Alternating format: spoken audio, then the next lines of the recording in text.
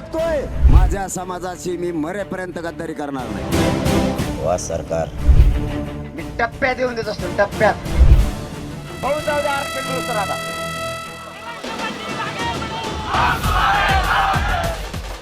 नमस्कार, मी यामिनी दळवी. पुढारी न्यूजच्या ओपन फोरममध्ये तुमचं स्वागत. मंडळी, आजपासून पुढारी न्यूजचा ओपन फोरम हा नवा कोरा कार्यक्रम आम्ही घेऊन येतोय. या कार्यक्रमामध्ये वेगवेगळ्या क्षेत्रातील पुढारी हे इथे येणार आहेत आणि मन मोकळेपणानं आपलं मत मांडणार आहेत. राजकारण, समाजकारण आणि सांस्कृतिक अशा वेगवेगळ्या क्षेत्रातील पुढाऱ्यांना ओपन फोरमच्या माध्यमातून पुढारी न्यूजचे आमचे सहकारी सुद्धा स्पष्ट असे प्रश्न विचारतील आणि त्याची सरळ उत्तरं मिळण्याची सुद्धा आमची सगळ्यांचीच अपेक्षा आहे. आज या पहिल्या कार्यक्रमामध्ये ओपन फोरममध्ये सहभागी झाले आहेत मराठा आरक्षणासाठी जन आंदोलन उभं करणारे मनोज जरांगे पाटील. एका सामान्य कुटुंबातील मनोज जरांगे पाटील हे गेल्या 15 वर्षांपेक्षा अधिक काळापासून आपल्या समाजाच्या समस्या घेऊन झगडतायत आणि संपूर्ण महाराष्ट्रभर मराठा बांधवांच्या आरक्षणासाठी त्यांची सध्या मोर्चे बांधणी सुरू आहे. आंतरवाली सराटीमध्ये त्यांनी केलेलं उपोषण आपण सर्वांनीच पाहिलेलं आहे आणि याच जरांगेंनी आता सरकारला आव्हान दिलंय. त्यांच्याशी आजच्या ओपन फोरममध्ये आपल्याला बोलायचं आहे, बातचीत करायची आहे. सुरुवात करूयात पुढारी न्यूजचे वरिष्ठ कार्यकारी संपादक तुळशीदास भोईटे सर यांच्याकडून.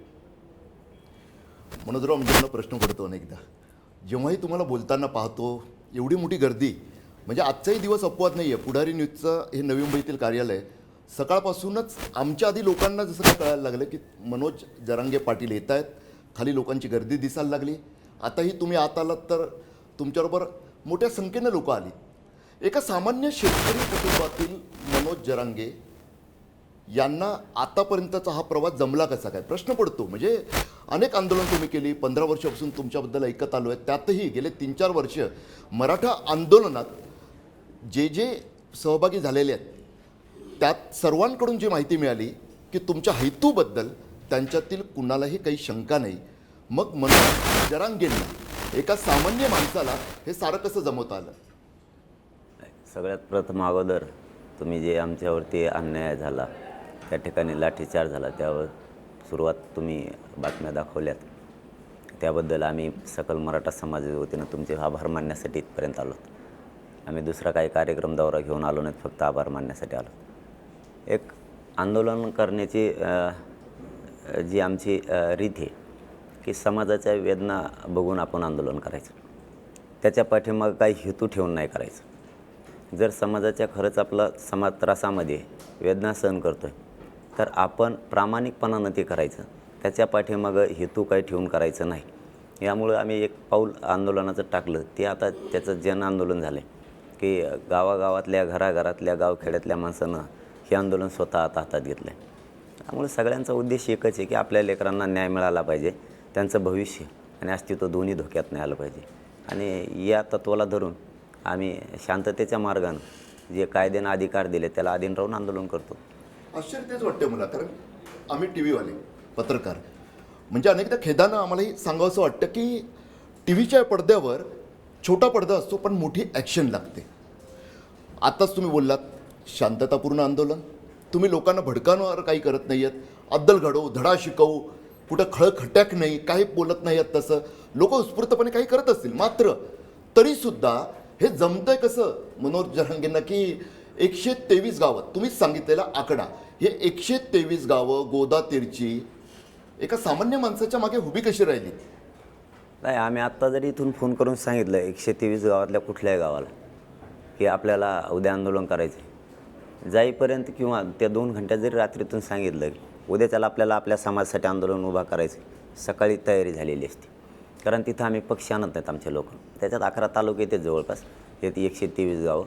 परंतु आम्ही जे लढा द्यायचा ठरवला की या महाराष्ट्रातल्या समाजासाठी आपण योगदान द्यायचं. आपण ज्या जातीत जन्माला आपण देणं लागतो काही ना काहीतरी, त्याला जातीवाद नाही म्हणलं जात, की एक माणुसकी म्हणून आपल्या जिवंत असली पाहिजे. एखाद्याच्या लेकरं जर वेदना सहन करणार असले एका साध्या कारणावरून, आम्ही आरक्षणाला साधंच कारण समजतो, त्याचं कारणसुद्धा तसंच आहे की सगळे निकष पार केलेले असताना त्या जातीवर जर एवढा मोठा अन्याय होणार असला तर त्याचं उत्तर विचारल्याशिवाय आता थांबायचं नाही. आणि आम्ही 123 गावांना हा लढा उभा केला. आज याचं रूपांतर पूर्ण राज्यातल्या घराघरात पोहोचलं आहे आणि पूर्ण राज्य आज एकाच मागणीवर ठाम आहे. एकीकडे एक महानायकासारखी तुमची एक प्रतिमा तयार झालेली आहे गावागावात, म्हणजे तुम्ही 10ची वेळ दिलेली असते, आणि पोचता पहाटे 3ला रात्री 10च्या ऐवजी तरीसुद्धा लोक वाट पाहत थांबतात. हे कोडं पडतंय. मात्र त्याच वेळी एकीकडे ही महानायक प्रतिमा आणि दुसरीकडे मात्र काही नेते, काही व्यक्ती स्पष्ट शब्दात आरोप करतात की मनोज जरांगे पाटील होता काय आणि मनोज जरांगे पाटील झाला काय, पूर्वी काय होतं, आता काय होतं. एवढी लाखोंची गर्दी जमा करणार, मला वाटतं 170 एकर हो. जी आपली अंतरवालीला सभा झाली, बरोबर. 170 एकरचं नियोजन करणं भल्या भल्या राजकीय नेत्यांना जमत नाही. मनोजराव, तुम्हाला जमलं तरी कसं? यामागे नेमका सूत्रधार कोण आहे? आज महाराष्ट्राला तुम्ही सांगितलं पाहिजे. मराठा समाज आज तुम्हाला आपला नायक मानतोय. मात्र हे जे आरोप होतात आहे की हे सर्व एवढी लाखोंची गर्दी जमवणं, 170 एकरचं करणं, मला वाटतं पुण्यात पण तुम्ही जाणार आहात शिवजन्मभूमीत, तिथं सुद्धा 100 एकरपेक्षा मोठं नियोजन. हे जमून कसं येतं? कोण सूत्रधार आहे? नाही, प्रथम तर मी तुमची सुद्धा दिलगिरी व्यक्त करतो उशिरा आल्याबद्दल, कारण माझ्या हातात राहिलंच नाही. आता लोकांनी जर रस्त्यात अडवलं तर मी त्यांना डावलून पुढं नाही जात. एक आणि मी मात्र एक हे उशीर किती झाला तरी जातो मात्र, शब्द पाळा. हो, मी जातो म्हणजे जातोच.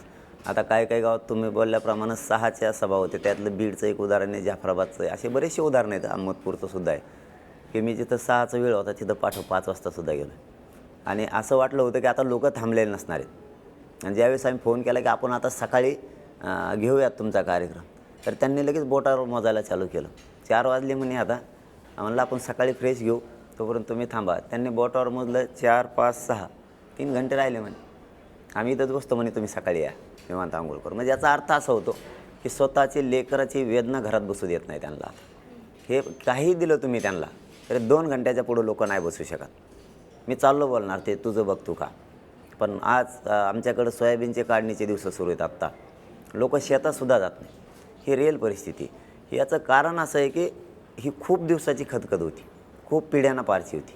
आज मात्र त्या सुप्त लाटेच्या माध्यमातून ती बाहेर पडली आणि लोक आता मागं हटायला तयार नाहीत. ते आंदोलनाची जनचळवळ लोकांनी घेतली, ते तुम्ही लोक मोजलेत, त्यांच्या वेदनासुद्धा मोजल्यात.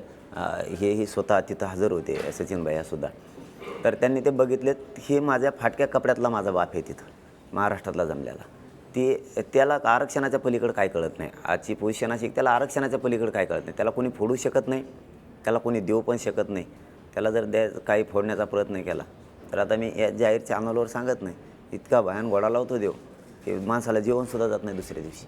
कारण त्याला त्याचं लेकराचं दुःख दिसतं त्याच्यामध्ये. त्यामुळे ते ऐकून घ्यायची त्याची तयारी नाही आहे कुठल्याच परिस्थितीत, कोणत्याच बाबतीत. आता या कार्यक्रमाचं नियोजन कसं होतं आणि आमच्या पाठीशी कोण आहे? आमच्या पाठीशी आमचा मराठा समाज आहे. आमचे सामान्य मराठीत घामाचे, स्वतःचे कष्टाचे पैसे ते तिथं वापरतात. कोणाकडून पैसे नाही आणत ते. आणि कोणाचं हातन पिता असलं ना, माणसाला बसायला लागतं. खाली बस म्हणलं बसायचं आणि त्याने उठ म्हणलं उठायचं. आज माणसं कोणताही पक्ष आला, सत्ताधारी आली तरी उठायला तयार नाहीत, हालत नाहीत. आमचा समाज, आम्हीच एकमेकाच्या पाठीशी आहेत. आणि आम्ही गरजवंत लोकांनी, ज्याला गोरगरिबांना गरज आहे, यांनी हा लढा उभा केला. आता दुसऱ्यावर आमचा समाजाचा विश्वास राहिला नाही. एकदम स्पष्ट शब्दात आज कळलं पाहिजे महाराष्ट्राला, जर तुम्ही मराठा समाजाच्या नायक आहात, तुमच्या मागे कोणी सूत्रधार नाही आहे असा तुमचा दावा आहे, म्हणजे तुम्ही खलनायक नाही आहेत. मात्र अंतरवालीच्या भाषणात तुम्ही एका मुद्द्यापर्यंत येऊन थांबलात. तुम्ही तिकडे जाहीरपणे सांगितलात मराठा समाजाची कशी फसवणूक होते. मराठा समाजाला अगदी स्पष्ट शब्दात बोलू तर जे त्यांचे नेते म्हणवणारे आहेत तेच कशा पद्धतीने फसवतात आहे. आता तुम्ही पिढ्यानं पिढ्या बोललात, महाराष्ट्र अनुभवतोय ते, मराठा समाज भोगतोय ते, पुढारी न्यूज सातत्यानं न्यायाचा लढा म्हणून दाखवता येते. परंतु आज तरी महाराष्ट्राला कळण्यासाठी मनोज जरांगे पाटील त्या खलनायकांची नावं घेणार का, जे सातत्यानं मराठा समाजाची फसवणूक करतात आहे. तुम्ही तिथपर्यंत जाता, म्हणजे कबड्डीच्या खेळासारखं रेषेपर्यंत जाता, मात्र रेषेला स्पर्श न करता परत आला तर विनाकारण बाद व्हाल अशी सुद्धा भीती वाटते अनेक तुमच्या शुभचिंतकांना. सरळ स्पष्टपणे आज मनोज जरांगे पाटील मराठा समाजाच्या आरक्षण हक्काच्या मार्गातील त्या झारीतील शुक्राचार्यांची, त्या खलनायकांची नावं घेणार का? ओपन फोरम आहे, मोकळेपणानं बोला, हे काय एडिट नाही आहे. ओपन बोलायला मी भेटच नाही कोणाला, एक बी नाही. असं राज्यातला एक नाव सांगण्यासारखंच नाही तुम्हाला.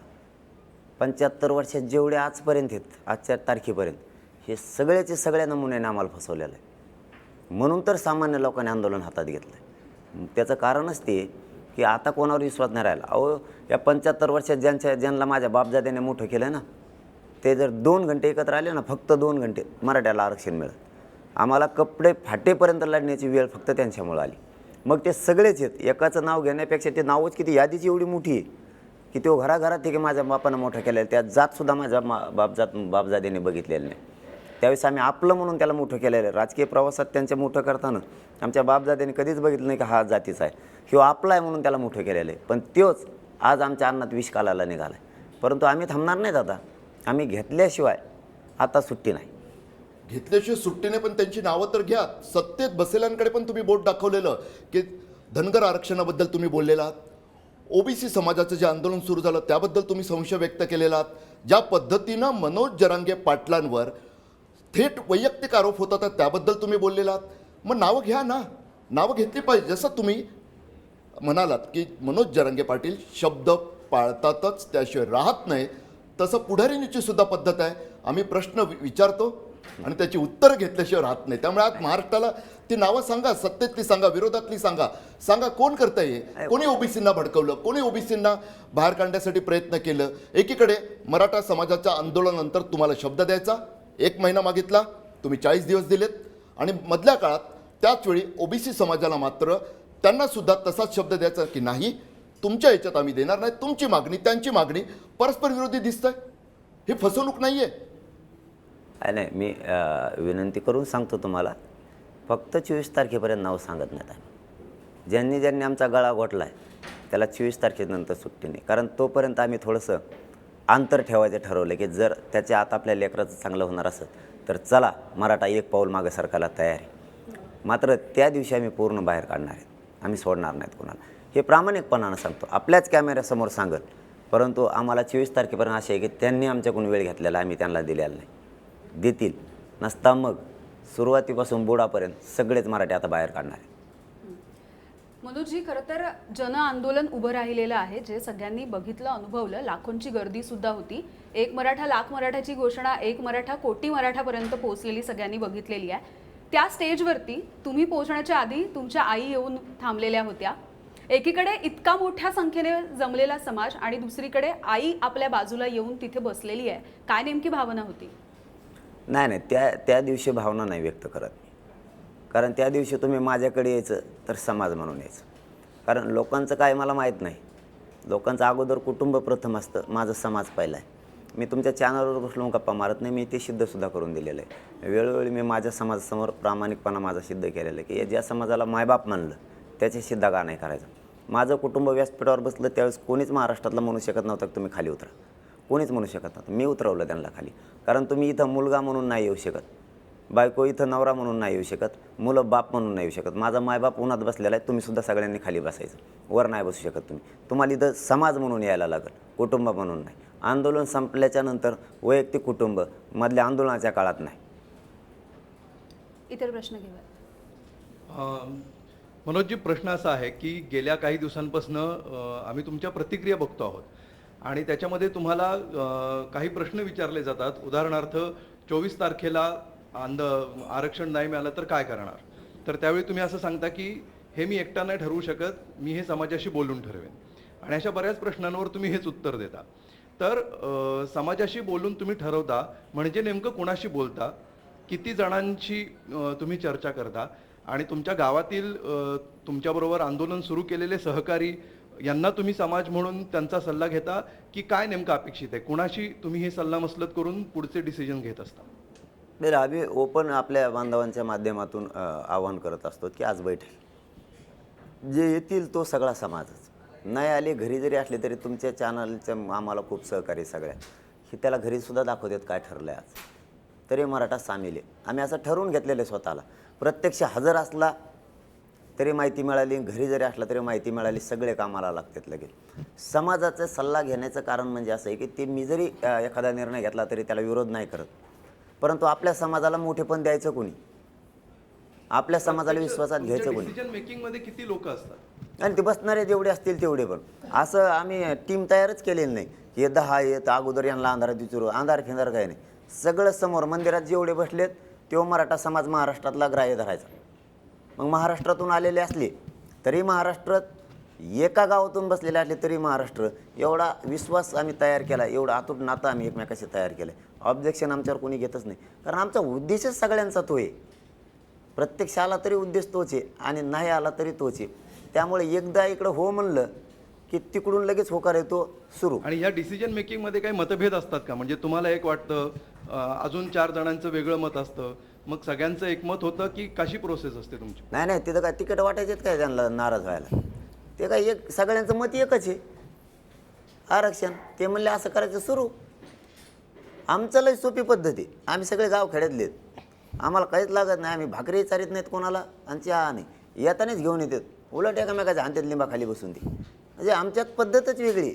समाजाचा न्याय महत्त्वाचा आणि सगळे तुटून पडतात लगेच 1 मिनिटात, काय म्हणतच नाहीत. नाही मनोजराव, मात्र हे जे आता अमोलनी विचारलं ना की निर्णय कसा घेतला जातो, तुमच्या तोंडावर कोणी बोलत नसेल, मात्र तुम्ही जो हा निर्णय घेतलेला आहे की असं काय आमची बॉडी नाही आहे कोणती, त्यामागे हे कारण आहे का की अनेकदा असं दिसून आलेलं आहे की 2016-17 नंतर मराठा क्रांती मोर्चे निघाले, अनेक मराठा समन्वयक पुढे आले, आरोपसुद्धा झाले की हे सत्तेला मॅनेज होतात.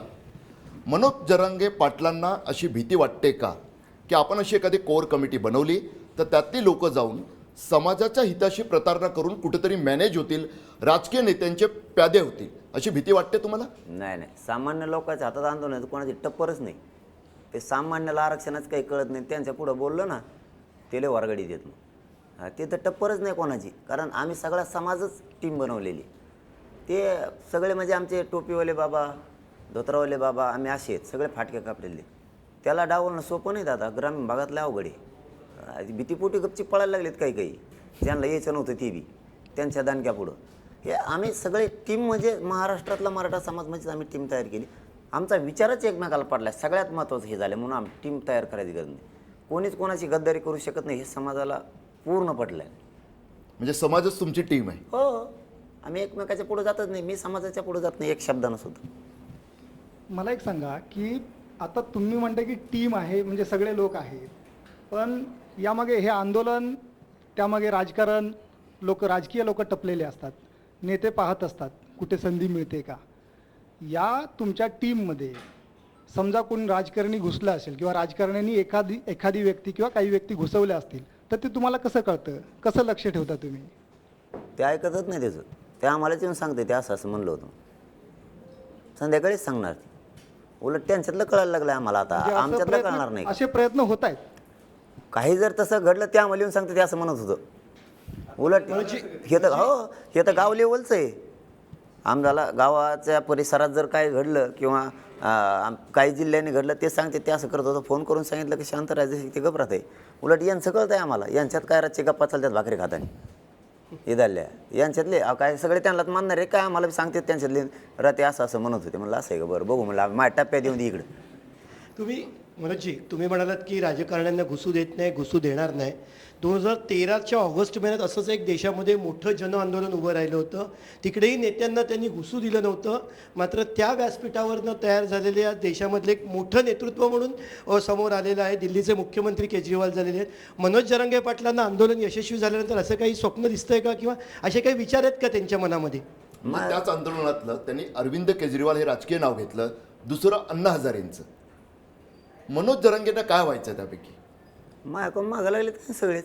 मला वाटच नाही ते राजकारणाची. मला तेच प्रश्न विचारते ते. आमची वाटच नाही, खरं सांगतो मी. आमची वाट एकच आहे की आम्हाला आमच्या वेदना नाही सहन होत. आम्ही सगळे निकष पार केलेत, तरी आम्हाला आरक्षण का नाही या प्रश्नाचं उत्तर घेऊन आम्हाला आरक्षण घ्यायचं. आणि ते उत्तर विचारायला 7-8 मंत्री गेलेले आहेत, दर बैठकीत आलेले. एका माघारी आलं नाही. आणखी विचारून येतो म्हणले तिकडेच आहे. म्हणजे एक सरळ प्रश्न विचारतो की म्हणतात ना की पेट में दाना आहे तो जुबा पे गाना आहे. आंदोलनासाठी तुम्हाला फंड लागतो, आरोप केले गेले. आंदोलनाचा फंड हा कसा उभा केला जातो, जनसहभागातून हा फंड उभा केला. आणि शेवटी प्रश्न उपस्थित केले जातात, जसं 170 एकरमधलं आंदोलन, जी काही सभा झाली, मोठी गरज लागते त्याला, तो पैसा कसा उभा केला जातो? आणि आमचे 123 गाव आहेत पूर्ण, एक ताकदीनं एक जीवान आहेत. नुसतं आत्ता जरी म्हणलं 1 मिनिटात असं करायचं की उभा राहतात. आम्ही असं ठरवलं की महाराष्ट्रातला मराठा समाज आपल्या गावात येतो आहे, आपल्याला संधी मराठा समाजाची सेवा करायची. महाराष्ट्राला 1 रुपया मागायचा नाही, कारण हे पैसे कमावण्यासाठी आंदोलन नाही, हे न्यायासाठी. आपण 123 गाव पैसे उभा करू आम्हाला खर्च नाही आहे.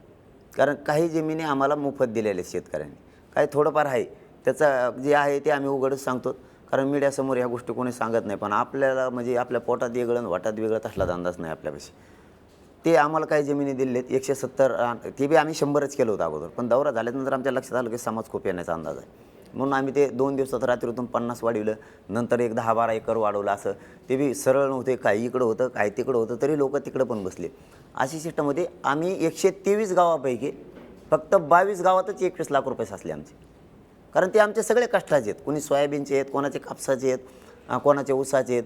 आमचे पैसे म्हणजे घामाचे आहेत आणि ते जमा केले. आम्हाला तेच भरपूर झाले. काय ते लागतंच काय साऊंड सिस्टीम आणि दुसरी काहीतरी थोडीफार व्यवस्था, एवढंच. कोणते ते आम्ही काय 100 एकर घेतलं सभेसाठी, त्याला वाटलं इकतच घेतलं आम्ही ते कार्यक्रमासाठी घेतलं. दादा कोणकडं काय हे सगळं सांगायला.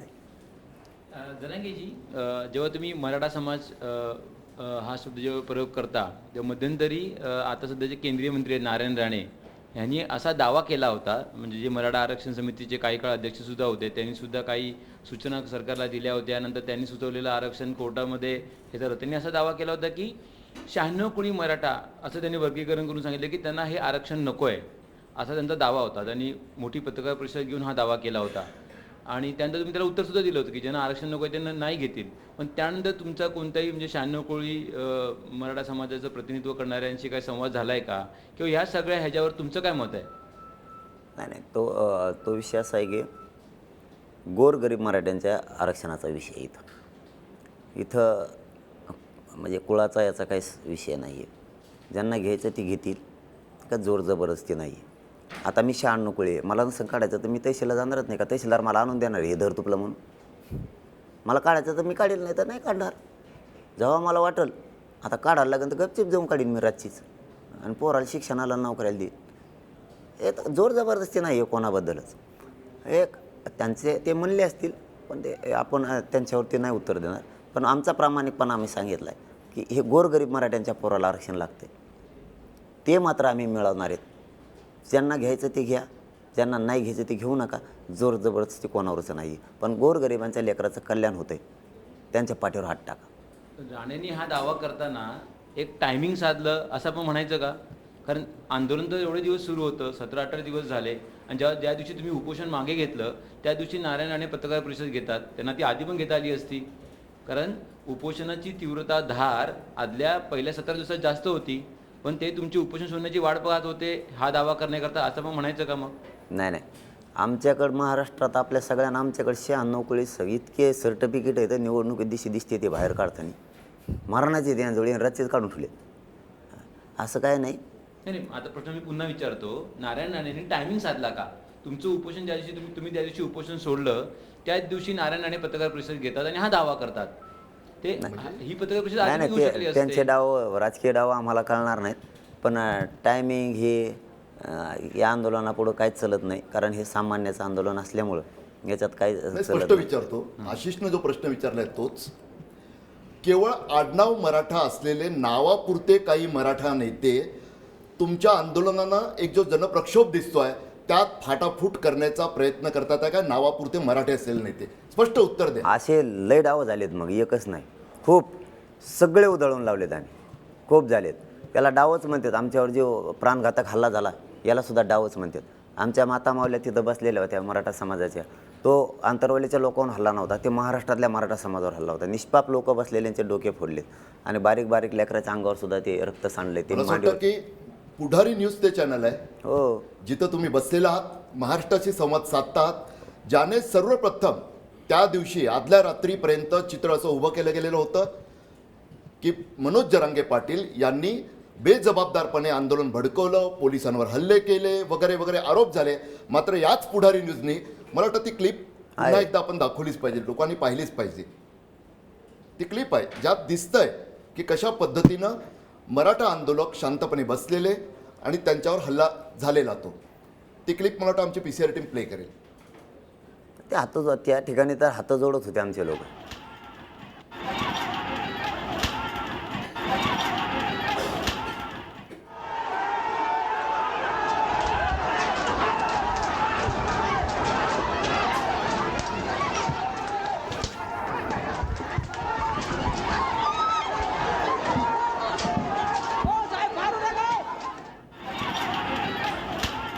मला वाटतं हा जो पुरावा आम्ही सादर केला ना, म्हणजे कधीतरी महाराष्ट्राला नक्की आम्ही सांगू. पत्रकार आहे त्यामुळे मी सोर्स नाही रिव्हील करू शकत. मात्र मराठा समाजाचा नसलेल्या एका व्यक्तीनं हा व्हिडिओ त्या दिवशी रात्री मला 1 वाजता पाठवला. त्याची पडताळणी सचिन जिरे सातत्यानं तुमच्यासोबत पुढारी न्यूजचे ते कव्हर करणार होते तिकडे तुमच्यासोबत आल्या तुम्ही सांगितलं सुद्धा त्यांच्याबद्दल. त्यांच्याकडून ती पडताळणी करून पुढारी न्यूजनं दाखवला.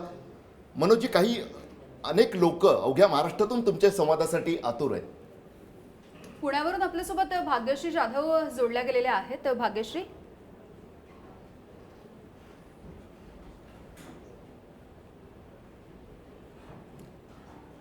भाग्यश्री, मनोज जरांगे पाटील आपल्या सोबत आहेत. खरं तर एकूणच आपण त्यांना मराठा आरक्षणाच्या त्यांनी जे जन आंदोलन उभं केलेलं आहे त्याच्याविषयी बोलतोय.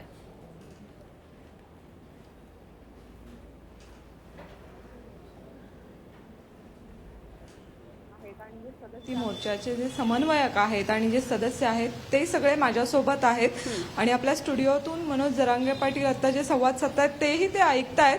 उद्या मनोज जरांगे यांची सभा पुणे जिल्ह्यामध्ये होणार आहे आणि त्या सभेला देखील हे सगळे मंडळी जाणार आहेत. मनोज जरांगे पाटील आत्ता आमच्या स्टुडिओतून जे बोलत होते ते तुम्ही लाईव्ह ऐकलं. सगळा इतका उत्स्फूर्त प्रतिसाद मनोज जरांगे पाटलांना मिळतोय. तुम्हीही उद्याच्या सभेला जाणार आहात. काय नक्की तयारी सुरू आहे, कसं आहे? हे पहा, मनोज जरांगेंचा जो लढा आहे तो त्यांच्या प्रामाणिकपणावरती चाललेला आहे. आणि नगरला जी सभा झाली त्या सभेला मी होतो आणि त्यांची भेटही झाली. त्यावेळेला त्यांना हेच म्हणलं की आपला जो प्रामाणिकपणा आहे तोच आपल्याला आपला काय म्हणतात ना की यशस्वी होण्यासाठीचा महत्त्वाचा जो गुण आहे तो उपयोगी पडणार आहे. आणि ज्यावेळेला नेतृत्व करणारा माणूस आहे तो किती प्रामाणिकपणे वागतो त्याच्यावरती जनता ॲटोमॅटिक येते. त्यांना काही आवाहन द्यायची गरज लागत नाही. म्हणून मनोज जरांगे जे करतात किंवा एखादा शब्द टाकतात समाजाला किंवा एखादा निर्णय घेतात त्यावेळेला लोक एवढे स्वतःहून येतात आणि सगळं करतात आणि शांततेच्या मार्गात करतात. हा त्यांच्या मागचा हे आहे. आणि याच्यामध्ये आतापर्यंत मराठा समाजाने मराठा क्रांती मोर्चा काढला आणि आता मनोज जरांगे पाटील ज्या पद्धतीने मराठा समाजाला हाक देतात अगदी शांततेच्या पद्धतीने हे सगळं सुरू आहे. तरी पण मराठा समाजावर आरोप प्रत्यारोप केले जातात. मनोज जरांगे पाटलांवरही अनेक आरोप होत आहेत. नाही, असं आहे की आरोप करणारी माणसं कोण आहेत पहिलं हे तपासलं पाहिजे.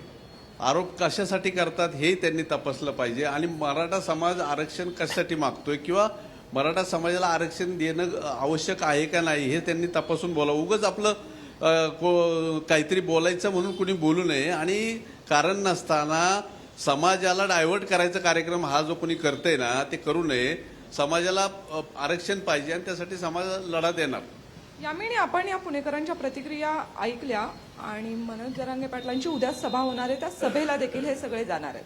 अगदी आपण मनोजींकडून यावरती प्रतिक्रिया घेऊयात. आता खरं तर हे सगळे बांधव आपल्याशी बोलत होते आणि तुम्ही मगासपासून जो संवाद साधताय ते सुद्धा ते ऐकतायत. आणि पुन्हा त्यातला सर्वात महत्त्वाचा मुद्दा तुमच्या प्रामाणिकपणाचं तिकडे उभे असलेले मराठा समन्वयक सामान्य मराठे कौतुक करतात. मात्र त्याच वेळी तोच प्रश्न पुढारी न्यूजचा, कारण पुढारी न्यूज आवाज जनतेचा आहे. जो प्रश्न विचारला त्याच प्रश्नाचं उत्तर ते मागतात. मनोजजी, की घात करणारे कोण आहेत मराठा आरक्षण आंदोलनाचा? बोलावं लागेल तुम्हाला. पहा, लोक विचारतात आहे. हा काय माझा प्रश्न नव्हता तुळशीदास भोईटेचा. नाही, तुमचं बरोबर आहे. कारण तुम्ही आमचा आवाज उठवलेला आहे त्याबद्दल आम्ही ते नाकारतच नाहीत. मी नावासह सांगतो, चॅनलवर थोडं असं नावासह सांगताय कोणी. तुमचे भया तिथून हल्लेच नाहीत. आमच्यावर तर झालेला प्राणघातक हल्ला याच्यासाठी न्यायाची भूमिकाच तुम्ही तिथं बजावली आणि आमच्या समाजाचा सगळा उठाव झालेला आहे. परंतु नावं तर मी सांगणार आहे. मात्र परत एकदा विनंती सांगतो, मी 24पर्यंत थांबणार आहे. कारण समाजाच्या हिताचा प्रश्न असल्यामुळं आम्ही एक शब्द दिलेला आहे त्यांना. एकदा शब्द दिले का आम्ही बदलत नाही. तुम्हाला 40 दिवस आम्ही डिस्टर्ब नाही करणार. मात्र 40व्या दिवशी मग त्यांना सांगतो आम्ही ते आरक्षण कसे देत आणि ते कोण कोण आहेत.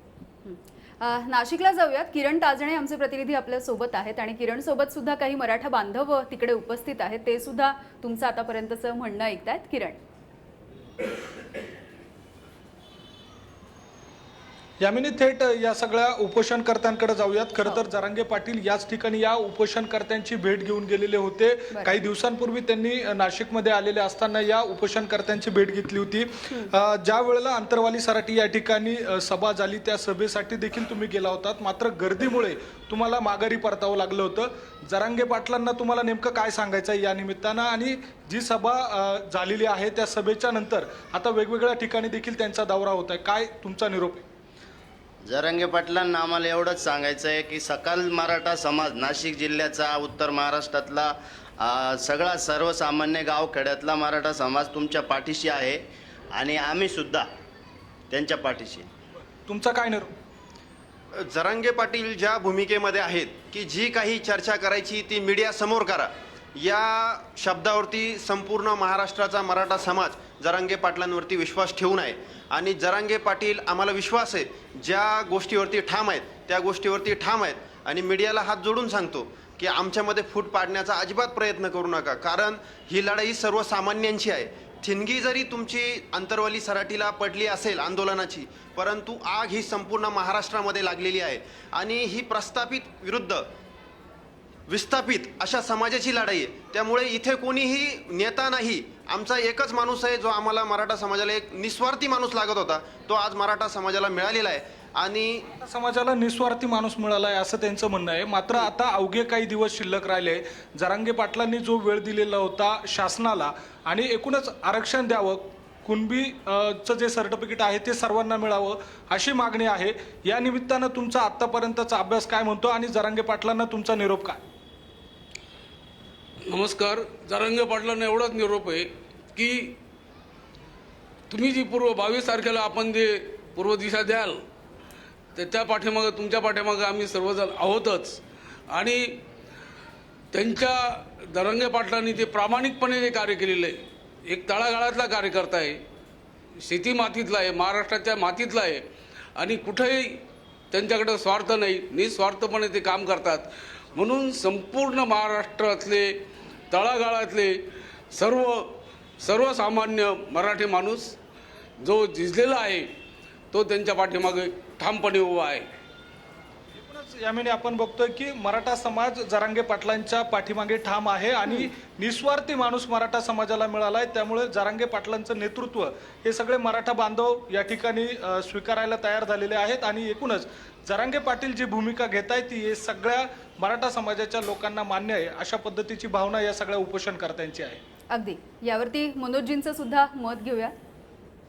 आणि मी त्यांच्या मताशी मी पण सहमत आहे, कारण मी पहिल्यांदाच सांगितलं की ज्या समाजाला मायबाप मानलं त्या समाजाशी मी गद्दारी करू शकत नाही, करणार नाही. मला जर करायची असली तर मी पुढारी चॅनलच्या माध्यमातून जाहीर सांगतो, आजकालची परिस्थिती इतकी भयानक आहे. एखाद्या आमदारानं किंवा एखाद्या मंत्र्यानं जर खांद्यावर हात टाकला ना, माणसं दुसऱ्याशी नीट बोलत नाहीत एकमेकाला. ही सत्य परिस्थिती. आपल्यापाशी अख्खं मंत्रिमंडळ बसून मी इंचभरसुद्धा माझी नियत माझ्या जातीसाठी ढळू दिली नाही. मी हवा माझ्या डोक्यात घुसू दिली नाही, ती मस्तीसुद्धा येऊ दिली नाही. कारण माझ्यासाठी सगळ्यात मोठा समाज आणि त्या अन्याय झालेल्या समाजाचा त्यांना न्याय देण्यासाठी येऊ लढाई, त्यांच्यावर अन्याय करणाराचा एकाएकाचा बदला घेण्यासाठी हे आंदोलन उभं आहे, ते पण शांततेच्याच मार्गानं. म्हणून पुन्हा पुन्हा सांगतो, सरकारने 24 तारखेच्या आत मराठ्यांना आरक्षण द्यायचं. तुम्ही जर नाही दिलं तर हे शांततेचं युद्ध, तुमच्यात कुठनातच शक्ती नाही ना, राज्यात ना देशात तुमच्याकडे अशी एकही शक्ती नाही की ते आंदोलन रोखू शकाल. तुम्हाला पेलणार पण नाही आणि झेपणार पण नाही. जरांगेजी, तुम्ही सरकारला इशारा देताय की 24 तारखेपर्यंत कुठली घोषणा नाही केली तर तुम्हाला आमचं पुढचं आंदोलन झेपणार नाही, पण त्याचं स्वरूप कसं असेल? आत्ताचं जसं आंदोलन केलं, उपोषण केलं, तसंच की राज्यव्यापी फिरून तुम्ही पुन्हा एकदा आंदोलन करणार, मोठमोठे मोर्चे काढणार, कशा प्रकारचं स्वरूप असेल त्याचं? आंदोलन शांततेत राहणार, त्याच्यासाठी 22 तारखेला दिशा ठरवणार आहेत आम्ही. कारण आम्ही गद्दारी किंवा पाठीत खंजीर खुपसत नाहीत. काय असेल ते समोरासमोर मीडियासमोर सांगायचं. तुम्हाला तुमची काय तयारी करायची तुम्ही करायची, आमची काय करायची तर आम्ही करणार. आम्ही जाहीर सांगतो, त्याच्यासाठी आम्ही 22 तारखेला प्रेससुद्धा ठेवलेली आणि बैठकसुद्धा बोलवलेली मराठा समाजाची.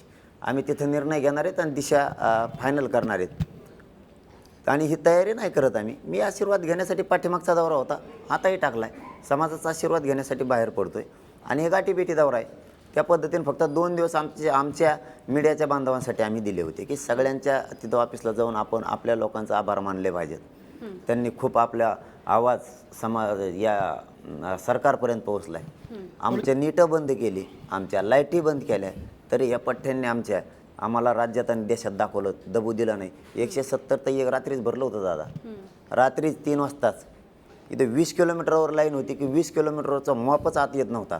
रस्ते होते 11, त्यातले 2 नॅशनल हायवे, 8 पदरी, आणि काही राज्य महामार्ग आहेत, काही आमच्या गावखेड्याचे मार्ग आहेत, असे 11 एकूण रस्ते होते तिथं यायला. एकावरही 20 किलोमीटरमध्ये उभा राहायला जागा नव्हती.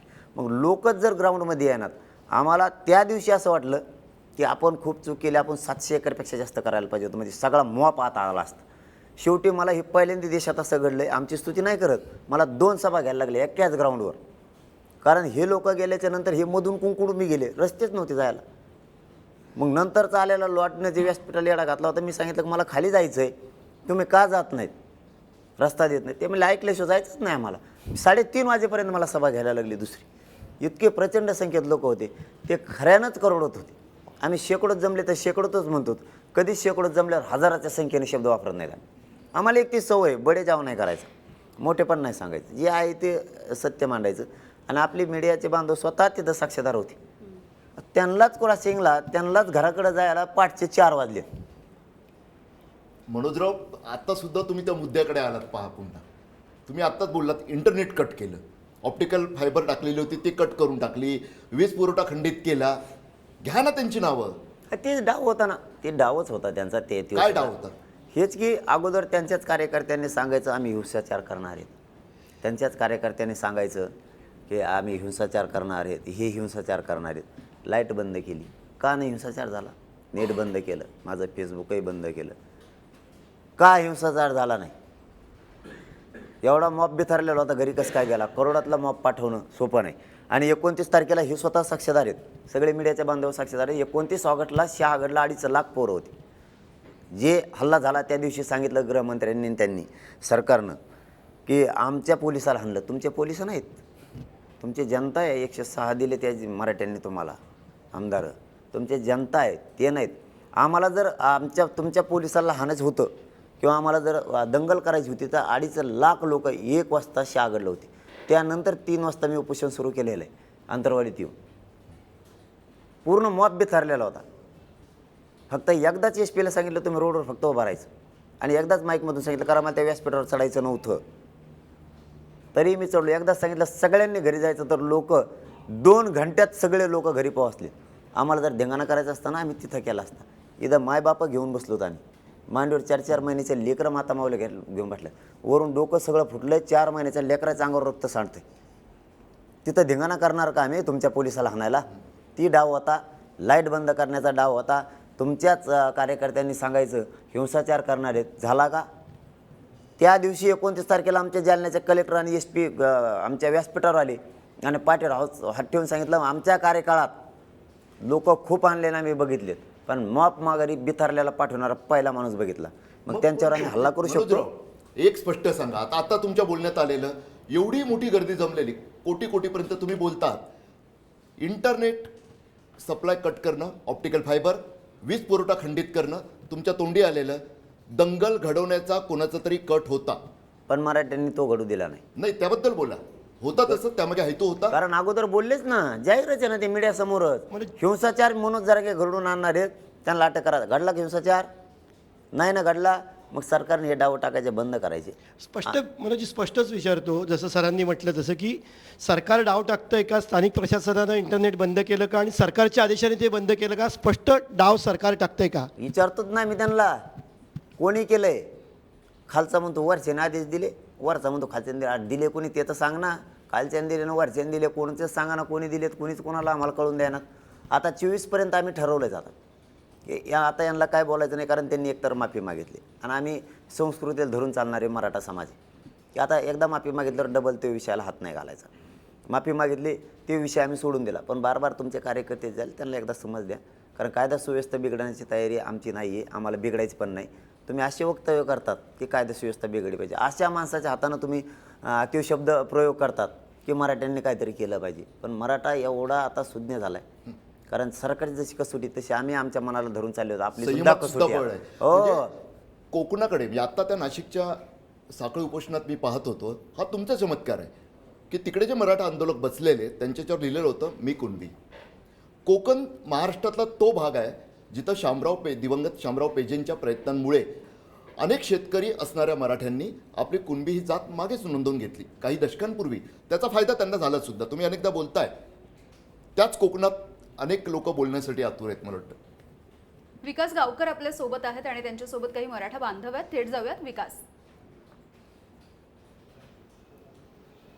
नक्कीच यामिनी, माझ्यासोबत सुद्धा इथे सिंधुदुर्ग जिल्ह्यामध्ये काही मराठा बांधव आहेत, कोकणाचं नेतृत्व करतायत. ते माझ्यासोबत आहेत सुहास सामंत, ज्यांनी मराठा समाजाचा मोठा मेळावा सुद्धा या आधी घडवलेला होता. मला सांगा, एकूणच कोकणवासीय म्हणून आपण इथे आहोत, कशा पद्धतीनं मनोज जरांगे आपलं सगळं ऐकतात, कशा पद्धतीने कोकणातून तुम्ही त्यांच्याबद्दल संवाद साधाल आणि काय प्रश्न मांडाल? मी प्रथम या ठिकाणी पुढारी न्यूज चॅनलचं अभिनंदन करतो की अशा प्रकारचा अनएडिटेड कार्यक्रम आपण दाखवलेला आहात. आणि मला या ठिकाणी मनोज जरांगे पाटील साहेबांना 2 प्रश्न या ठिकाणी मला विचारायचे आहेत. की पहिल्यांदा म्हणजे मी त्यांचे 2-3 मुलाखती अन्य चॅनल्सवरच्या मी पाहिल्या, तर त्याच्यामध्ये त्यांचं असं म्हणणं होतं की कोकणातील मराठासुद्धा कुणबी आहे, परंतु मला या ठिकाणी त्यांना नम्रपणे सांगू इच्छितो की ते सिंधुदुर्ग रत्नागिरीमध्ये आढळणारे कुणबी आणि मराठा हे दोन्ही भिन्न आहेत. परंतु ब्रिटिश गॅझेटियरमध्ये सिंधुदुर्ग आणि रत्नागिरीच्या बाबतीमध्ये नोंदी आहेत की ज्याच्यामध्ये ब्रिटिशांनी नोंद अशी केलेली आहे की या ठिकाणचे मराठा हे मराठा म्हणून स्वतःला लावून घेतात, परंतु ते प्रत्यक्षात कुणबी आहेत. तर हाही प्रश्न मराठ्यांचं म्हणजे कुणबी तत्सम जात म्हणून मराठे आहेत सिंधुदुर्ग रत्नागिरीमधले सुद्धा.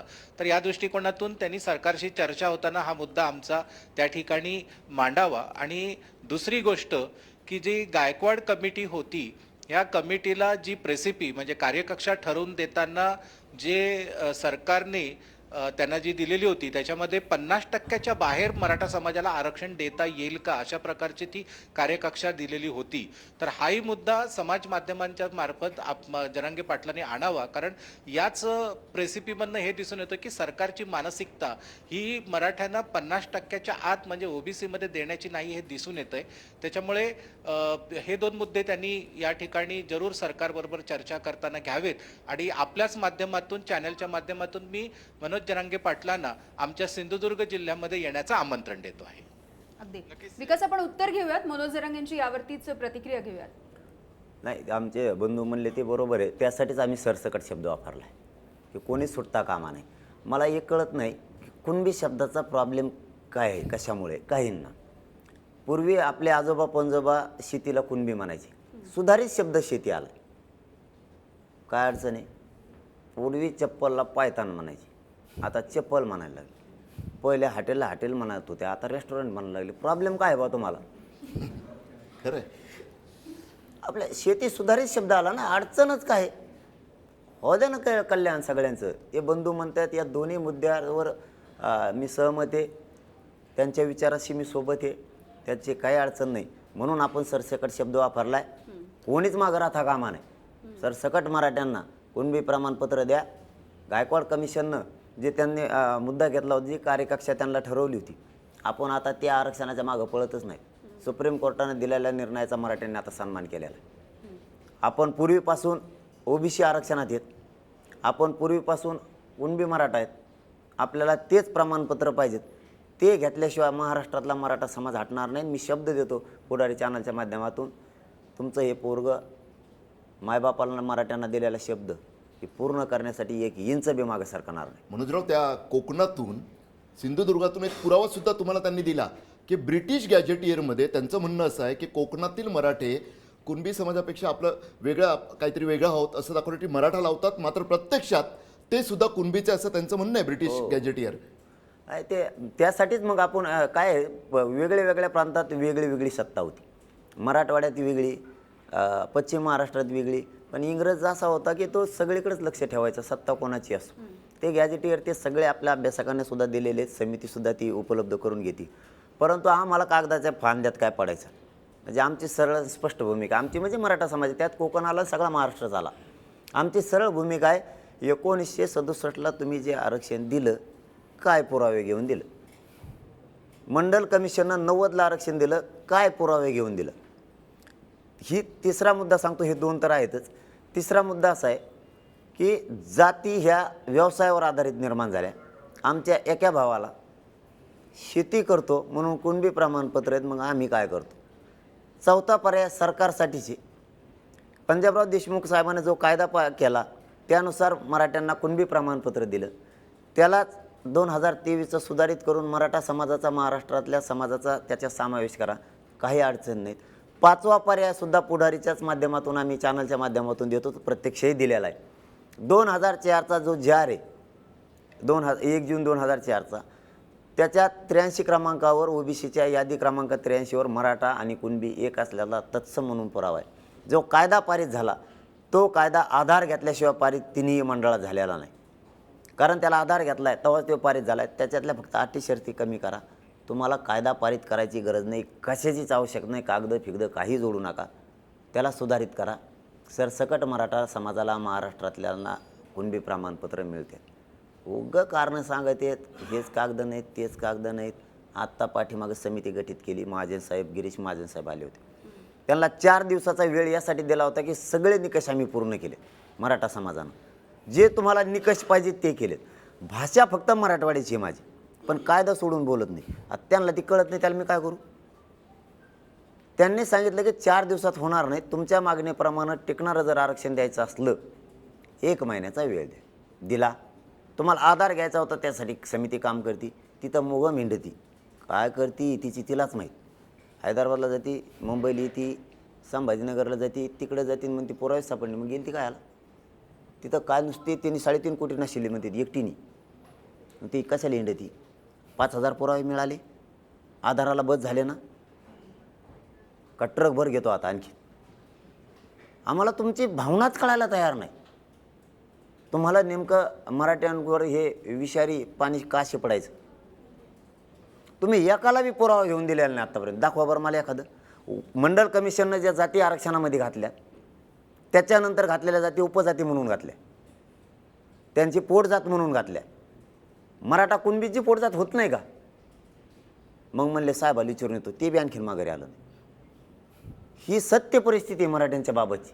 एवढी उदासीनता आहे, पण तुम्हाला ठेप्याला आणणार आहेत. आणि तुम्ही 24 तारीख व्हावं द्या.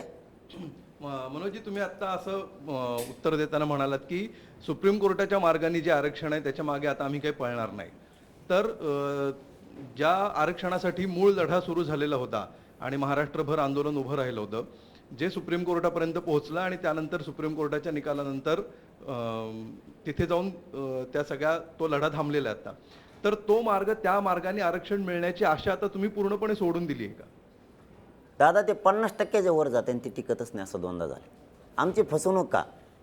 आमची जर नवी मुंबईमध्ये 1 एकर जमीन आहे तर तुम्ही आम्हाला पुण्याला कशामुळे सापडायला लावली? 5 पिढ्या आमची इथंच आहे, आम्हाला तिकडे हिंडायला लावलं तुम्ही आत्तापर्यंत. आता घराघरातल्या मराठ्यांना आरक्षण समजले. आमची बी चूक आहे त्याच्यात थोडी. आमचे लय नमुने कलाकार आहेत, समजून सांगत नाही घराघरात जाऊन. त्याला वाटतं समजून सांगितलं रे आपल्याकडे यायचं नाही, म्हणजे याच्याकडे यासाठी समजून सुद्धा सांगत नाही.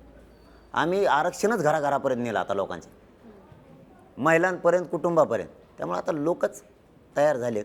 त्यामुळे ते आरक्षण काय टिकत नाही आणि ते नको. पण आम्ही इथं आहेत ना ऑलरेडी. हे द्या ना, आमचं आहे ते आम्हाला, हे मुद्दा आहे आमचा. मनोजजी, तुम्ही आता बोलताना बोललात की 24 तारखेपर्यंत सरकारला तुम्ही वेळ दिलेला आहे. जर सरकारने तुमच्या मागण्या पूर्ण नाही केल्या तर पुढची दिशा काय असणार तुमची? ताई, आम्ही वेळ नाही दिला त्यांना, त्यांनीच आमच्याकडून घेतला. हीच खरी मेघ आहे. पण आम्ही जर दिलं, काय असेल की जर मान्यच नाही केलं तर? आम्ही जर वेळ दिला असता तर द्यायचं का नाही ठरवण्याचा अधिकार त्यांना आहे. पण त्यांनी घेतल्यामुळं त्यांना 24 तारखेच्या आत आरक्षणच द्यावं लागतं. नाही दिलं तर 22 तारखेला सांगतोच आम्ही, पण त्यांना झेपणार नाही. मग पण सरकार स्पष्ट सांगतंय ओबीसी मधून आरक्षण मिळणार नाही, ओबीसींच्या आरक्षणामध्ये नवे वाटेकरी होऊ देणार नाही. तुम्हाला तरीही आशा आहे की 24 तारखेनंतर तुमची मागणी मान्य होईल? समिती कशाला गठीत केली मग त्यांनी? 40 दिवस वेळ कशासाठी घेतला आहे? त्याचं कारण काय? पागल नाही समजायचं आम्हाला आता. हो, तुम्ही आमच्याकडून 40 दिवसाचा वेळ घेतला कशासाठी? समिती गठीत केले कशासाठी? तुम्हाला कायदा पारित करायचा आहे. आमच्या मागणीप्रमाणे आरक्षण देण्यासाठी, आधार घेण्यासाठी समिती कामाला लावली. तुम्ही 1 ते 1.5 कोटी पानं चाललेत असं समितीचं म्हणणं आहे. त्याच्यात फक्त 5,000 पुरावे सापडले. पण त्या 1.5 कोटीमध्ये काय होतं हे नाही सांगितलं. त्या पुराव्यात काय होतं? पूर्वी शेती लिहिलं जायचं, त्याचा अर्थ पण तोच होतो. पण आधार द्यायला एक खूप झाला. उदाहरणार्थ आपलं एकच आडनावाचं सगळं कुटुंब आहे, आपल्याला एकच पत्र मिळालं आहे, मग त्याच्यात आपले चुलते काके, आपले आई वडील भाऊ आहेत, मग तुम्ही एकालाच देणार आहेत का काय? आता तुमचं एकट्याचं सापडलं मग तुमच्या पोराला उपयोग नाही त्याचा. असं होणार नाही. मराठा सगळा एक आहे, तुम्हाला सरसकट मराठ्याला द्यावा लागणार आहे, त्यासाठी तुम्ही वेळ घेतलेला. परंतु कुठेतरी असं वाटतंय का तुम्हाला की ओबीसी समाज घटक जे आहेत, जे खरं तर मराठवाड्यात काय किंवा संपूर्ण महाराष्ट्रात कुठे वेगळे नसतात, अहो ते मराठ्यांसोबत इतर जातींसोबत अगदी या हाताची बोटं त्या हाताला एवढं एकजुटीने येतात ना, तसे राहतात. मात्र सरकारचं हे जे काही सुरू आहे, तुम्हाला एकीकडे सांगायचं की नाही ओबीसी कोट्यातून देतो, वेळ द्या, तुम्ही आणखी उदारपणे 10 दिवस वाढवून देता. दुसरीकडे त्या आपल्या ओबीसी बांधवांना मात्र वेगळं काहीतरी सांगायचं. म्हणजे एकीकडे मराठा बांधवांना वेगळं, तिकडे ओबीसी बांधवांना वेगळं, हे भांडण लावण्याचे फूटपाडाने राज्य करायचे धंदे सुरू आहेत का? 100%. त्यामुळे त्यांना 14-24ला सुट्टी नाही म्हणतो आम्ही ओपन जे करायचं म्हणतो ना 24ला, ग्राउंड लेवलवर आत्ताही त्याशी लाईट बंद केली. आम्ही प्रामाणिकपणे मान्य करणारे लोक आहेत म्हणून ओबीसी बांधवसुद्धा गाव लेवलचा आमच्यासोबत आहे. त्या दिवशी लाईट बंद केली तर विहिरीतून पाणी काढायला ओबीसी बांधव होता, धनगर बांधव होता, दलित बांधव होता, मुस्लिम बांधवसुद्धा होता. आमच्या लोकांच्या भांड्यातले रानातले सगळे पाणी संपले होते, कारण ती संख्या लहान नव्हती पाणी पिण्यासाठी. आत्ताही ग्राउंड लेवलवर एकत्रित फक्त हे सांगणारे 2-4 नेते जे आहेत ना, त्यांची ती नीट सांगत नाही. यांना असं वाटतं की सरसकट या शब्दामुळं महाराष्ट्रातला 5 कोटी मराठा हा आरक्षणात येणार आहे आणि मग आपलं आरक्षण कमी होणार आहे. आणि हे खोटं नाही, हे खरं आहे. 5 कोटी मराठा जर आत आला तर त्यांचं आरक्षण कमी होईल. परंतु त्यांना हे कोणी समजूनच सांगत नाही, 5 कोटी मराठा आरक्षणात येणार नाही. अगदी 70% मराठा समाज पहिल्यांदाच आत आला आहे, हे नाही सांगत त्यांना. ते विदर्भातला सगळा मराठा समाज ओबीसी आरक्षणात आहे. खानदेशचा सगळा मराठा समाज या 15 वर्षात ओबीसी आरक्षणात गेला आहे. नाशिकचा महसूल पट्टा शेवगावपासून इंदापूरपर्यंत सगळा ओबीसी आरक्षणात गेला आहे. आत्ताच आपल्या बंधूने सांगितल्याप्रमाणे कोकणातला पठार भाग सगळा आरक्षणात गेला आहे. राहिलं कोण खाली भाऊ? उर्वरित महाराष्ट्र मराठवाडा. आम्ही काय केलं तुमचं? याचा अर्थ आम्ही तिथंच येत, फक्त तुम्ही मोजलं नाही आम्हाला आम्ही तिथं येत म्हणून. खोल्या 2 आहेत, त्याला 1 दरवाजा आहे, तू फक्त आतून सांगतोय 2 भरल्यात, आम्हाला माहिती आहे आत मोकळी आहे. तुला खायची सवय लागली, तू सोडायला तयार नाही, फुकट खातो लय दिवसाचं. मनोजजी, ओबीसीमधून आरक्षणाची जी मागणी होतीये त्याचा तुमचा नेमका फॉर्म्युला काय आहे? कशा पद्धतीने ओबीसीमधून हे आरक्षण दिलं जाऊ शकतं? म्हणजे सरकार जरी नाही म्हणत असलं तरी तुम्ही काय विचार करता याबद्दल? मराठा आणि कुणबी एकच आहेत, व्यवसाय आमचा दोघांचा एकच आहे. व्यवसायाच्या आधारावर तुम्ही आरक्षण दिलेलं आहे. बरं. मग त्यांचा विदर्भातल्या मराठ्यांचा व्यवसाय शेती, आमचा सुद्धा शेती. आमच्याकडे काय समुद्र नाही, आम्ही काय त्यात वाटग्या नाही आणीत. आमचा व्यवसाय सुद्धा शेती आहे. तुम्हाला आरक्षण द्यावं लागेल, तुम्हाला सुद्धा निकष सगळे पाळावं लागते. दोन्ही बाजून आम्ही बसतोय. एक, ओबीसीच्या प्रवर्गात कुठली जात किंवा समूह जायचं असलं ते मागाससिद्ध असायला लागते. आम्ही झालोय 12-13% सामाजिक शैक्षणिक दृष्ट्या मागाससिद्ध आहेत आम्ही. ते न्यायालयाने काय निर्णय दिला त्याचं स्वागत केलं आहे, परंतु 1.5 वर्ष आम्ही त्याच तत्वावर आरक्षण घेतलं आहे सुद्धा. दुसरं, व्यवसायावर आधारित जर तुम्ही आरक्षण दिले तर मग आमच्या एका भावाला शेती व्यवसाय म्हणून आरक्षण दिले. मी त्या मंत्री महोदयांना सुद्धा बोललेलो आहे, विदर्भातल्या मराठ्यांना कशाच्या आधारावर आरक्षण दिलं? ते म्हणजे त्यांचा व्यवसाय शेती आहे. म्हणलं मग आमचा काय? ते म्हणलं साहेब आली चिरून तर ते बी आणखीन आलं नाही माघारी. ही रिअल परिस्थिती सांगतोय तुम्हाला. माळी बांधवांचा आणि मराठ्यांचा व्यवसायात फरक काय भाऊ?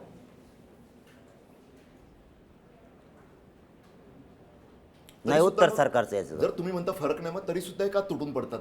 स्वतःला माळी समाजाचे नेते म्हणवणारे छगन भुजबळ हे ज्या पद्धतीने आक्रमकतेनं, काय नेमकं आहे ते पण थोडं सांगा ना. की काय बांधाला बांध लागलाय तुमचा? तुम्ही जालन्याचे, तुम्ही बीडमध्ये तुमचं सर्व बीड जालना पट्ट्यात गोदावरी प्रस्थ, नाशिकहून गोदावरी येते आणि त्या गोदावरीच्या उगमाकडे असणाऱ्या भुजबळांशी तुमचं काय वाकडं आहे नेमकं? तो ग्रामीण भागातला सगळा समाज ओबीसी बांधवाचा आपल्यासोबत आहे. आम्ही बार सांगतो आमच्या मराठा समाजासोबत आहे. कारण आत्ताही लग्नाला जायचं असलं ना, आम्ही दोघं 50चं पेट्रोल टाकतो गाडीला. त्यांनी कालची पाडला तर आम्ही आज पाहिजेतो. आम्ही बैल नांगराला एकामेकाला देतो. आत्ताही सुखादुखात आम्ही एकमेकाच्या लोक गाडीत उचलून आत्ताही टाकतो. आत्ताही आम्ही एकत्र. हे 2-4 जण त्यांचे आहेत ना, ते सुधरून देत नाहीत. आमचे 2-4 आहेत, आमचे काय लय धडाचे नाहीत. हे फक्त सुधरून देण्यात. पण ग्राउंड लेवलवर आम्ही ओबीसी बांधव आम्ही सोबत आहे. त्यांना आत्ताही वाटतं गोरगरीब मराठ्यांना आरक्षण मिळालं पाहिजे, आत्ताही वाटतं. पण हे विनाकारण हवगे असलं गणित आणतात. आता सध्या आम्ही त्यांना बोलायचं नाही ठरविले. ते का बोलले मग सुट्टी नाही. त्यांची आणि आमची दुश्मनी नाही.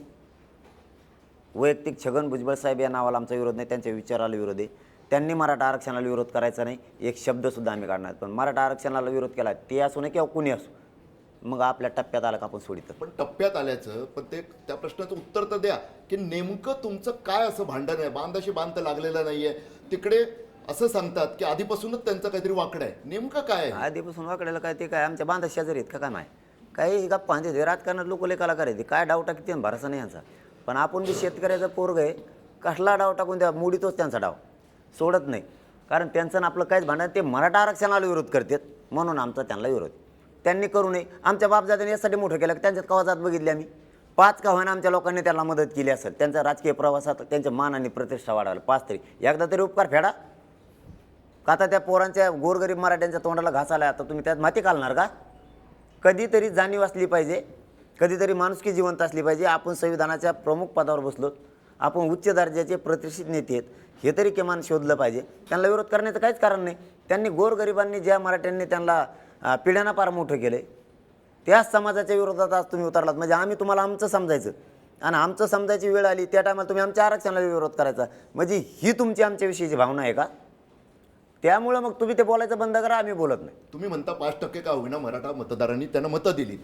ज्या शिवसेनेला त्यांनी सोडलं, ज्या बाळासाहेब ठाकरेंना त्यांनी सोडलं, त्यांच्याबद्दल ते आभार मानतात की होय त्यांनी मला घडवलं. मात्र मराठा समाजाचं नाव घेत नाहीत ते. असं का घडतंय?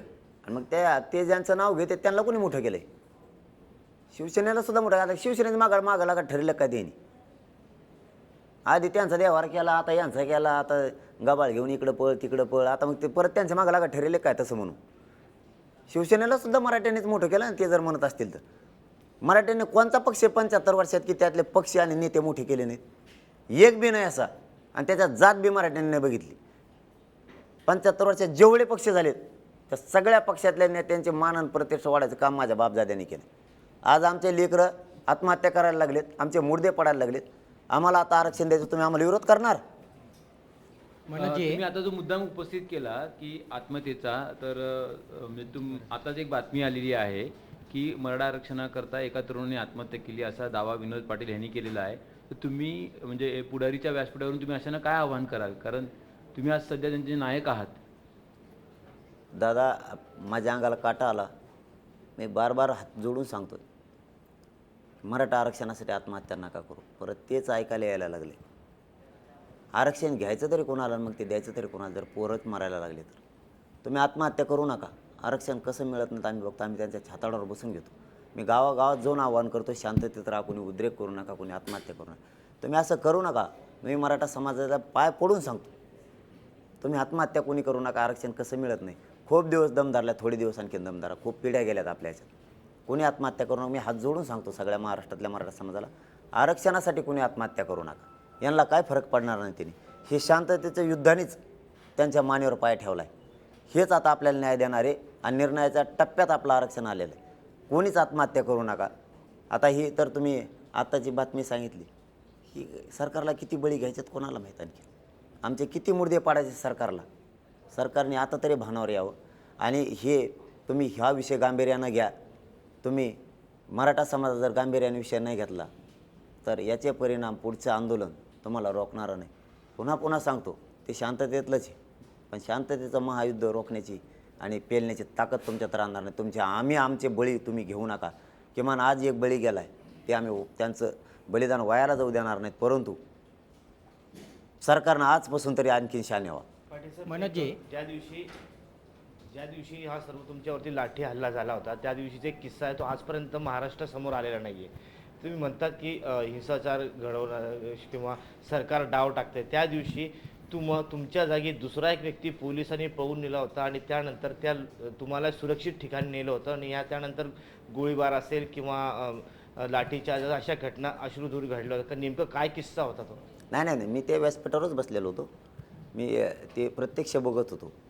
ते धूर इतका प्रचंड होता आणि त्या लाठी हल्ला आणि त्या गोळीबार, परत ते शहराची परवानगी देशात दिली जात नाही तरी त्या गोळ्या मारत होते. ते मी प्रत्यक्ष बघत होतो तिथं.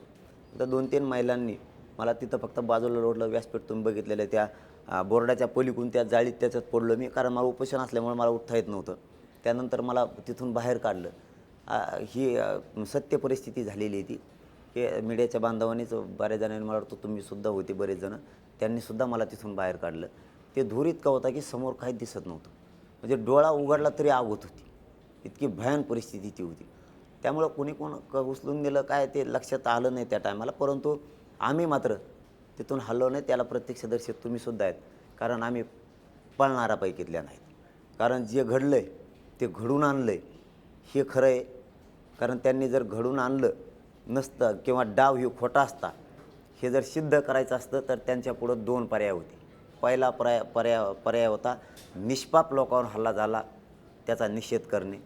दुसरं होतं ज्या लोकांनी हल्ला केला आहे ते सगळे बडतर्फ व्हायला पाहिजे होते. त्याच्यातला एक त्यांनी सक्तीच्या रजेवर पाठवला, म्हणजे घरी बसून तो खुशाल भजे खाऊ शकतो, पोळ्या खाय, तुला काय खायचं, खुशाल झोप घरी जाऊ. याचा अर्थ तुम्ही जाणून बुजून आमच्यावर तो हल्ला घडून आणला आहे. तुम्ही 2च निलंबित केलेत आणि जे खरे बडतर्फ करायला पाहिजे होते ते आत्ताही आमच्या छाताडापासून येतात. याचा अर्थ तो डावच होता आणि तुम्ही तो ठरवून घडून आणला होता. पण आता याच्यात सामान्य जरी असले तरी इतके मुरब्बी आहेत दादा की ते डावच यशस्वी होऊ देत नाहीत. आत्ताही ते आंदोलन शांततेत सुरू आहे, तो सुद्धा डावच होता, तो पण मोडला. मनोजजी, तुम्ही आतापर्यंत असा आरोप केला की बा प्रस्थापितांमुळे मराठा समाजाला आरक्षण मिळत नाही. नेमकं आपल्या मते हे प्रस्थापित नेते कोण आहेत? आज हे सगळेच प्रस्थापित आहेत ना, सगळ्या पक्षात जेवढे मराठी आहेत हे सगळे आता हे पैशावालेच आहेत ना. यांना मोठं करून चूक केली ना बापजादेने आपल्या. म्हणजे हेच तुमच्या मराठा आरक्षणाला विरोध करतात असं तुमचा दावा आहे? आता विरोध नसता केला तर आत्तापर्यंत मिळालं असतं. विरोधच आहे त्यांचा. आणि मला तर असं माहिती मिळाली, मी घ्यायला लागलो आहे 22 तारखेच्या मला प्रेस घ्यायचे त्याच्यात, यांचं सगळ्याचं सर्टिफिकेट अशी माहिती मिळाली मला. मी ते सगळे मागून घ्यायला लागलो. यांचं उघडं केल्याशिवाय यांनी काय काय पांघरूंना खाली दडून ठेवलं आहे हे आता आम्हाला बाहेर काढायचं. म्हणजे तुम्ही सर्टिफिकेट घेणार आणि आम्हाला देऊ नका म्हणून विरोध करणार. यांना समाजासमोर, माझ्या मायबापासमोर उघडं करणं लय गरजेचं आहे आणि त्याची तयारी सुरू केली. आम्ही 1-2 टीमा त्याच्यात कामाला लावलेल्या आहेत की आम्हाला असं सांगितलं जातं की बऱ्याच जणांजवळ सर्टिफिकेट आहेत. आता ते बी अंधारातून हे भीतीपोटी पळायला लागले तर ते बी येऊन बसायला लागलेत मांडी घालून मातीत. आता मनोजजी, तुमच्यावर आरोप होत आहेत की तुम्ही 7 कोटी रुपये खर्च केले. या आरोपात किती तथ्य आहे? नाही 7 कोटी काय ते काही बरं ते तुमकडे बी 7 कोटीचा काय संबंध आहे? आमचे 21 लाख रुपये जमा झाले, मी जाहीर सांगितलं ना. ते बी 22च गावात. आमचे 101 गावात पैसे शिल्लक आहेत. आत्ताही पैसे शिल्लक आहेत. आम्हाला जर पैसे खायचे असते किंवा काय करायचं असतं तर आम्ही ते पैसे आमच्याजवळ घेतले असते ना. आता ग्राउंडवरचाच एक किस्सा सांगतो, कारण तुम्हाला वेळ असला तर. ग्राउंडवर तिथं आलेले एक 4,000 ते 5,000 लोक हे काम करत होते आमच्या स्वयंसेवक म्हणून, आणि 10-12 हजार लोक असे आले होते की पैसेच घेऊन आलेले होते की आमच्या गावातून हे 50,000 आहेत, 1 लाख आहेत, 4 लाख आहेत, 2 लाख आहेत. नुसती गोणी धरून बसायचं काम होतं तिथं. गोणीत बंडल लोक टाकणार, गोणी बांधायची, घरी नेऊन टाकायची.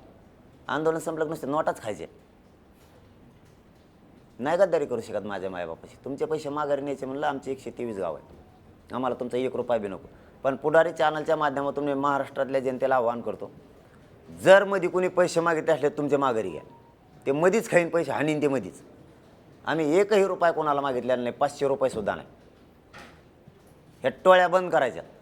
समाजाला न्याय देण्यासाठी, समाजाच्या स्वार्थासाठी लढायचं, स्वतःच्या स्वार्थासाठी कोणीच लढायचं नाही. आंदोलन सर्वसामान्य मराठ्यांनी आंदोलन हातात घेतलं आहे. आता ती शक्ती आपल्याला वाया जाऊ द्यायची नाही. ही जबाबदारी आपल्या सगळ्यांच्या मराठा समाजाच्या, राज्याच्या लोकांच्या खांद्यावर. मुख्यमंत्री शिंदे तुमच्या भेटीला आलेले, तुमचं उपोषण सुटलं, त्यावेळी तुम्ही असं सांगितलेलं की मुख्यमंत्री शिंदे साहेबच आम्हाला न्याय मिळवून देतील, मराठ्यांना आरक्षण मिळवून देतील. तर असं कुठे आहे का शिंदे साहेबांवरच तुमचा विश्वास आहे मात्र सरकारवर नाही, असं काही आहे का? नाही, शिंदे साहेब म्हणजे सरकार आलं ना, कारण ते म्हणू शकतात ना आमच्याकडे भेटायला आलं. आम्ही विचारलं बाकीची कंपनी आली, ते म्हणले हे आले म्हणजे सगळं मंदिर म्हणायला आलं. मग त्यांना जमा काय आता आम्ही म्हणतो तर ते देणार म्हणजे सगळं धरायला जमत नाही का? तसं का आमच्या तोंडातून सगळेच त्यांना ओढून घ्यायचे आहेत सगळे नावं. विश्वास यासाठी की कुठला आंदोलक असो सरकारवरच त्याला विश्वास ठेवायला लागतो, कारण न्याय देणारी प्रक्रियाच तिथं आहे, त्यांच्यावर विश्वास ठेवायला लागतो. आणि समाजात एक मॅसेज आहे की शिंदे साहेब मराठा समाजाला आरक्षण देऊ शकतात, निर्णय घेण्याची क्षमता आहे त्यांच्यात, धाडस. आमचं एवढंच म्हणणं आहे, पदापेक्षा या शब्दाला त्यांनी खरं भरलं तर बरं राहील. कारण समाजाचा विश्वास त्यांच्याबद्दलचा जेव आहे की हेच न्याय देऊ शकतात. एखादे पद कमी मिळालं तरी चालेल, पण समाजासाठी तो शब्द जर खरा करून दाखवला तर समाज त्यांना डोक्यावर घेऊन नाचेल. असं कसं? पण मला सांगा बरं, तुम्हीच सांगताय मुख्यमंत्री शिंदे हेच सरकार सरकार म्हणजे मुख्यमंत्री शिंदे. खरं आहे तुमचं म्हणणं.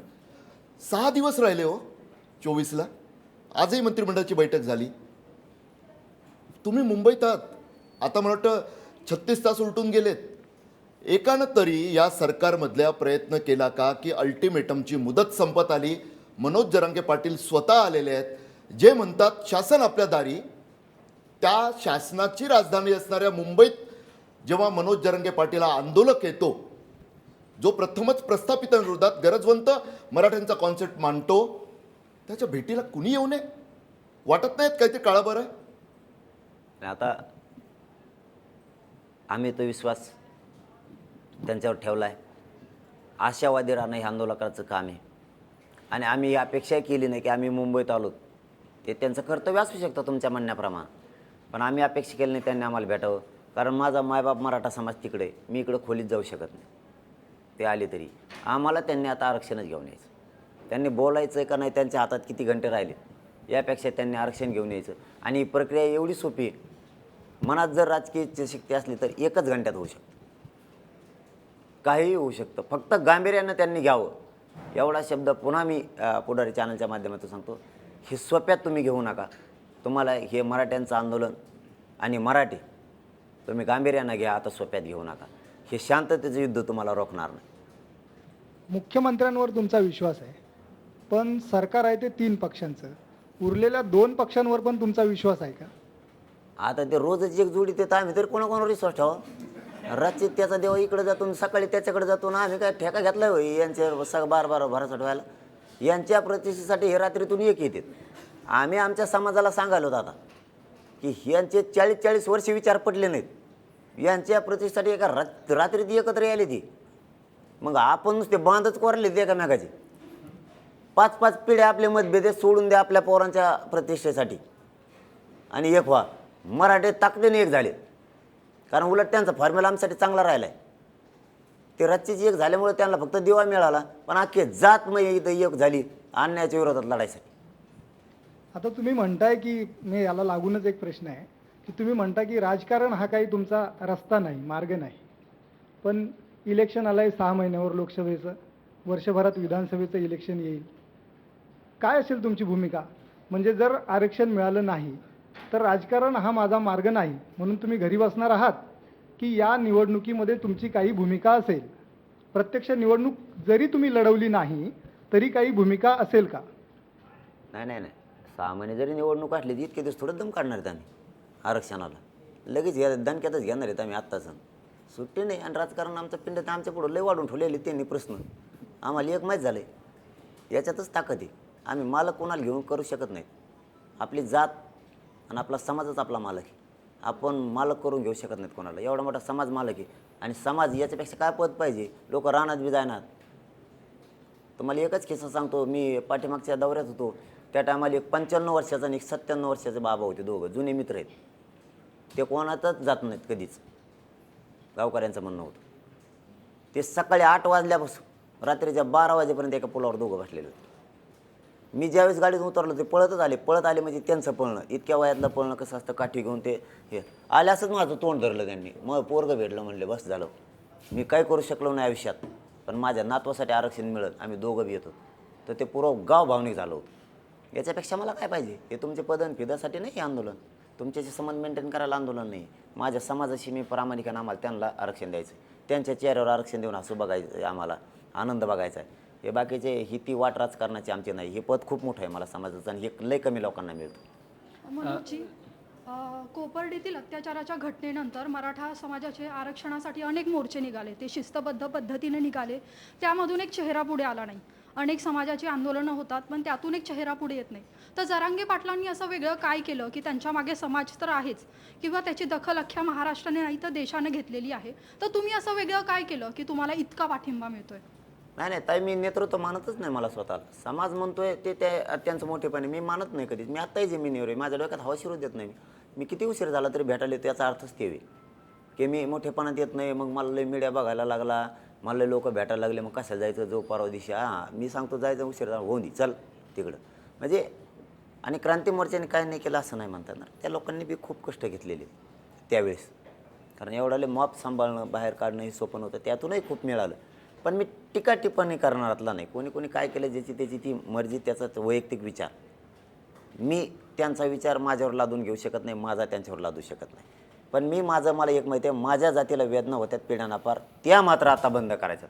अन्याय माझ्या समाजावर जेवढा झाला आहे त्याचा पूर्ण शांततेच्या युद्धानं बंद करायचा आहे आणि त्याचा बदला पण घ्यायचा, पण आरक्षण मिळवायचं नाही. आता तिनं तो प्रश्न विचारला, त्याला थोडं पुढे नेतो मी, की हे कसं घडतंय. म्हणजे आता तुम्ही उल्लेख केलात की एकीकडे ओबीसी नेते, मी समाज हा शब्द वापरणार नाही, ओबीसी नेते वेगळेच आरोप करतात, तुमच्याविषयी काहीही बोलतात. दुसरीकडे मात्र तुम्हीच आता सांगितलं की अंतरवालीच्या सभेनंतर वीज पुरवठा खंडित करण्यात आला. स्वाभाविकच विहिरीचे पंपही बंद झाले असतील, घातपातच झाला एक प्रकारे तो. त्यावेळी ओबीसी बांधवांनी विहिरीतून पाणी उपसून आपल्या संपूर्ण त्या सभेला आलेल्या समुदायाला पाजलं. एवढी लाखोंची गर्दी होती, त्यांनी एक प्रकारे सहकार्य केलं. दुसरीकडे कालच संदीप कांबळे नावाचे जे शिक्षक चळवळीतले नेते आहेत, त्यांचा मला फोन आला की मुखेडमध्ये त्यांच्या गावात एकमतानं ठराव झाला की जोपर्यंत आपल्या मराठा समाजाला, आपल्या मराठा बांधवांना आरक्षण मिळत नाही तोपर्यंत राजकारण्यांना गावबंदी, एका पक्षाचं नाही सर्वच, की गरजवंत मराठ्यांना आरक्षण मिळालं पाहिजे. आत्ताच जालन्यातून आमच्या पत्रकारांनी बातमी पाठवलेली आहे की जालन्यात सुद्धा गावबंदी सुरू झालेली आहे राजकारण्यांना.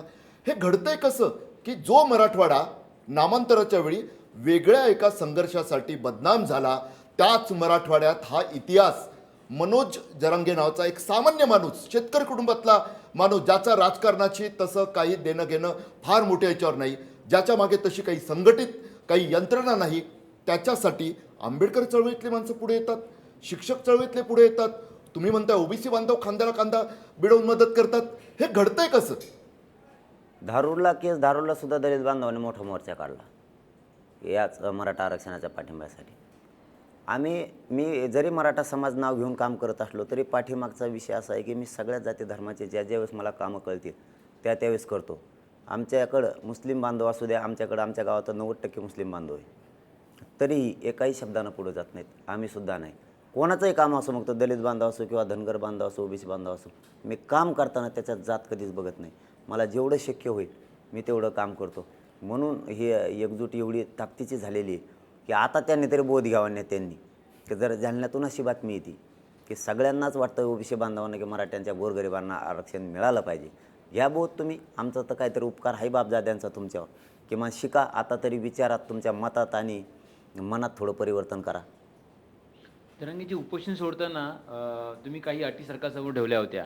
त्यातली एक अटी अशी होती की बाबा मुख्यमंत्र्यांनी, दोन्ही उपमुख्यमंत्र्यांनी आणि काही जणांनी व्यासपीठावर यावं, पण ते सगळेच आले नाहीत. किमान उपोषण सोडल्यानंतर तरी त्या सगळ्यांनी तुमच्याशी संवाद साधला का? आणि तुमची ती अट पूर्णपणे मान्य झाली नाही, याकडे तुम्ही कसं बघता? नाही, त्यांनी संवादच साधला नाही.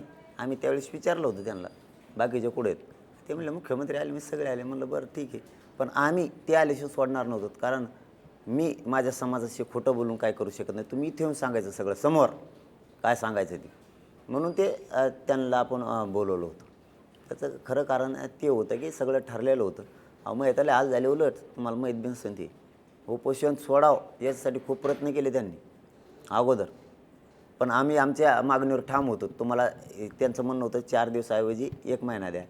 आम्ही 1 महिना देतच नव्हतो, खूप प्रयत्न केले आणि आम्ही 1 महिना दिला.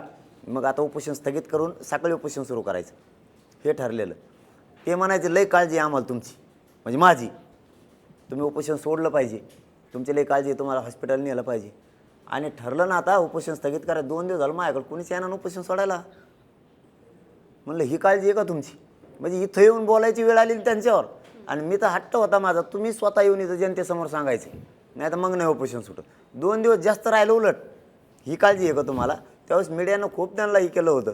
मग ते आले पळत, त्यांचं विमानमधूनच माघारी गेलं वाटतं, यायला लागले होते पहिल्या दिवशी परत माघारी. विमानाशिवाय फिरत नाही सध्या.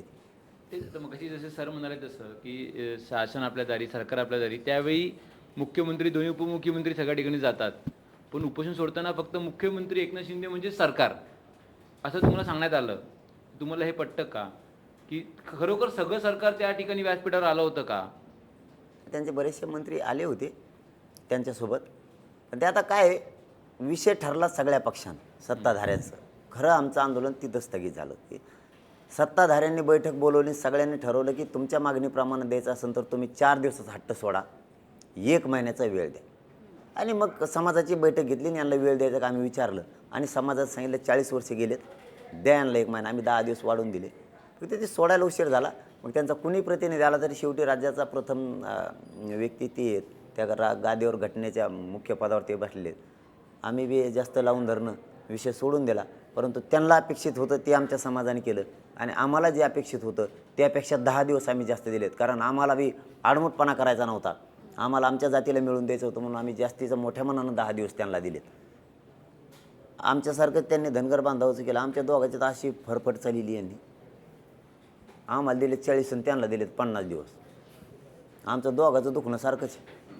कोणचं सरकार आलं ते पळलेलं म्हणतं आहे आमचं सरकार आलं काय आम्ही तुम्हाला आरक्षण देतो, आणि ते आलं की ते पळलेलं म्हणतं आहे धनगर बांधावाला जाऊन 4 दिवसात देतो. आमचं आलं की 70 वर्ष झाले त्यांची अशी फजिती. त्यांचं आणि आमचं दुःख सारखं, पण त्याच्या डोक्यात एक गोष्ट येत नाही.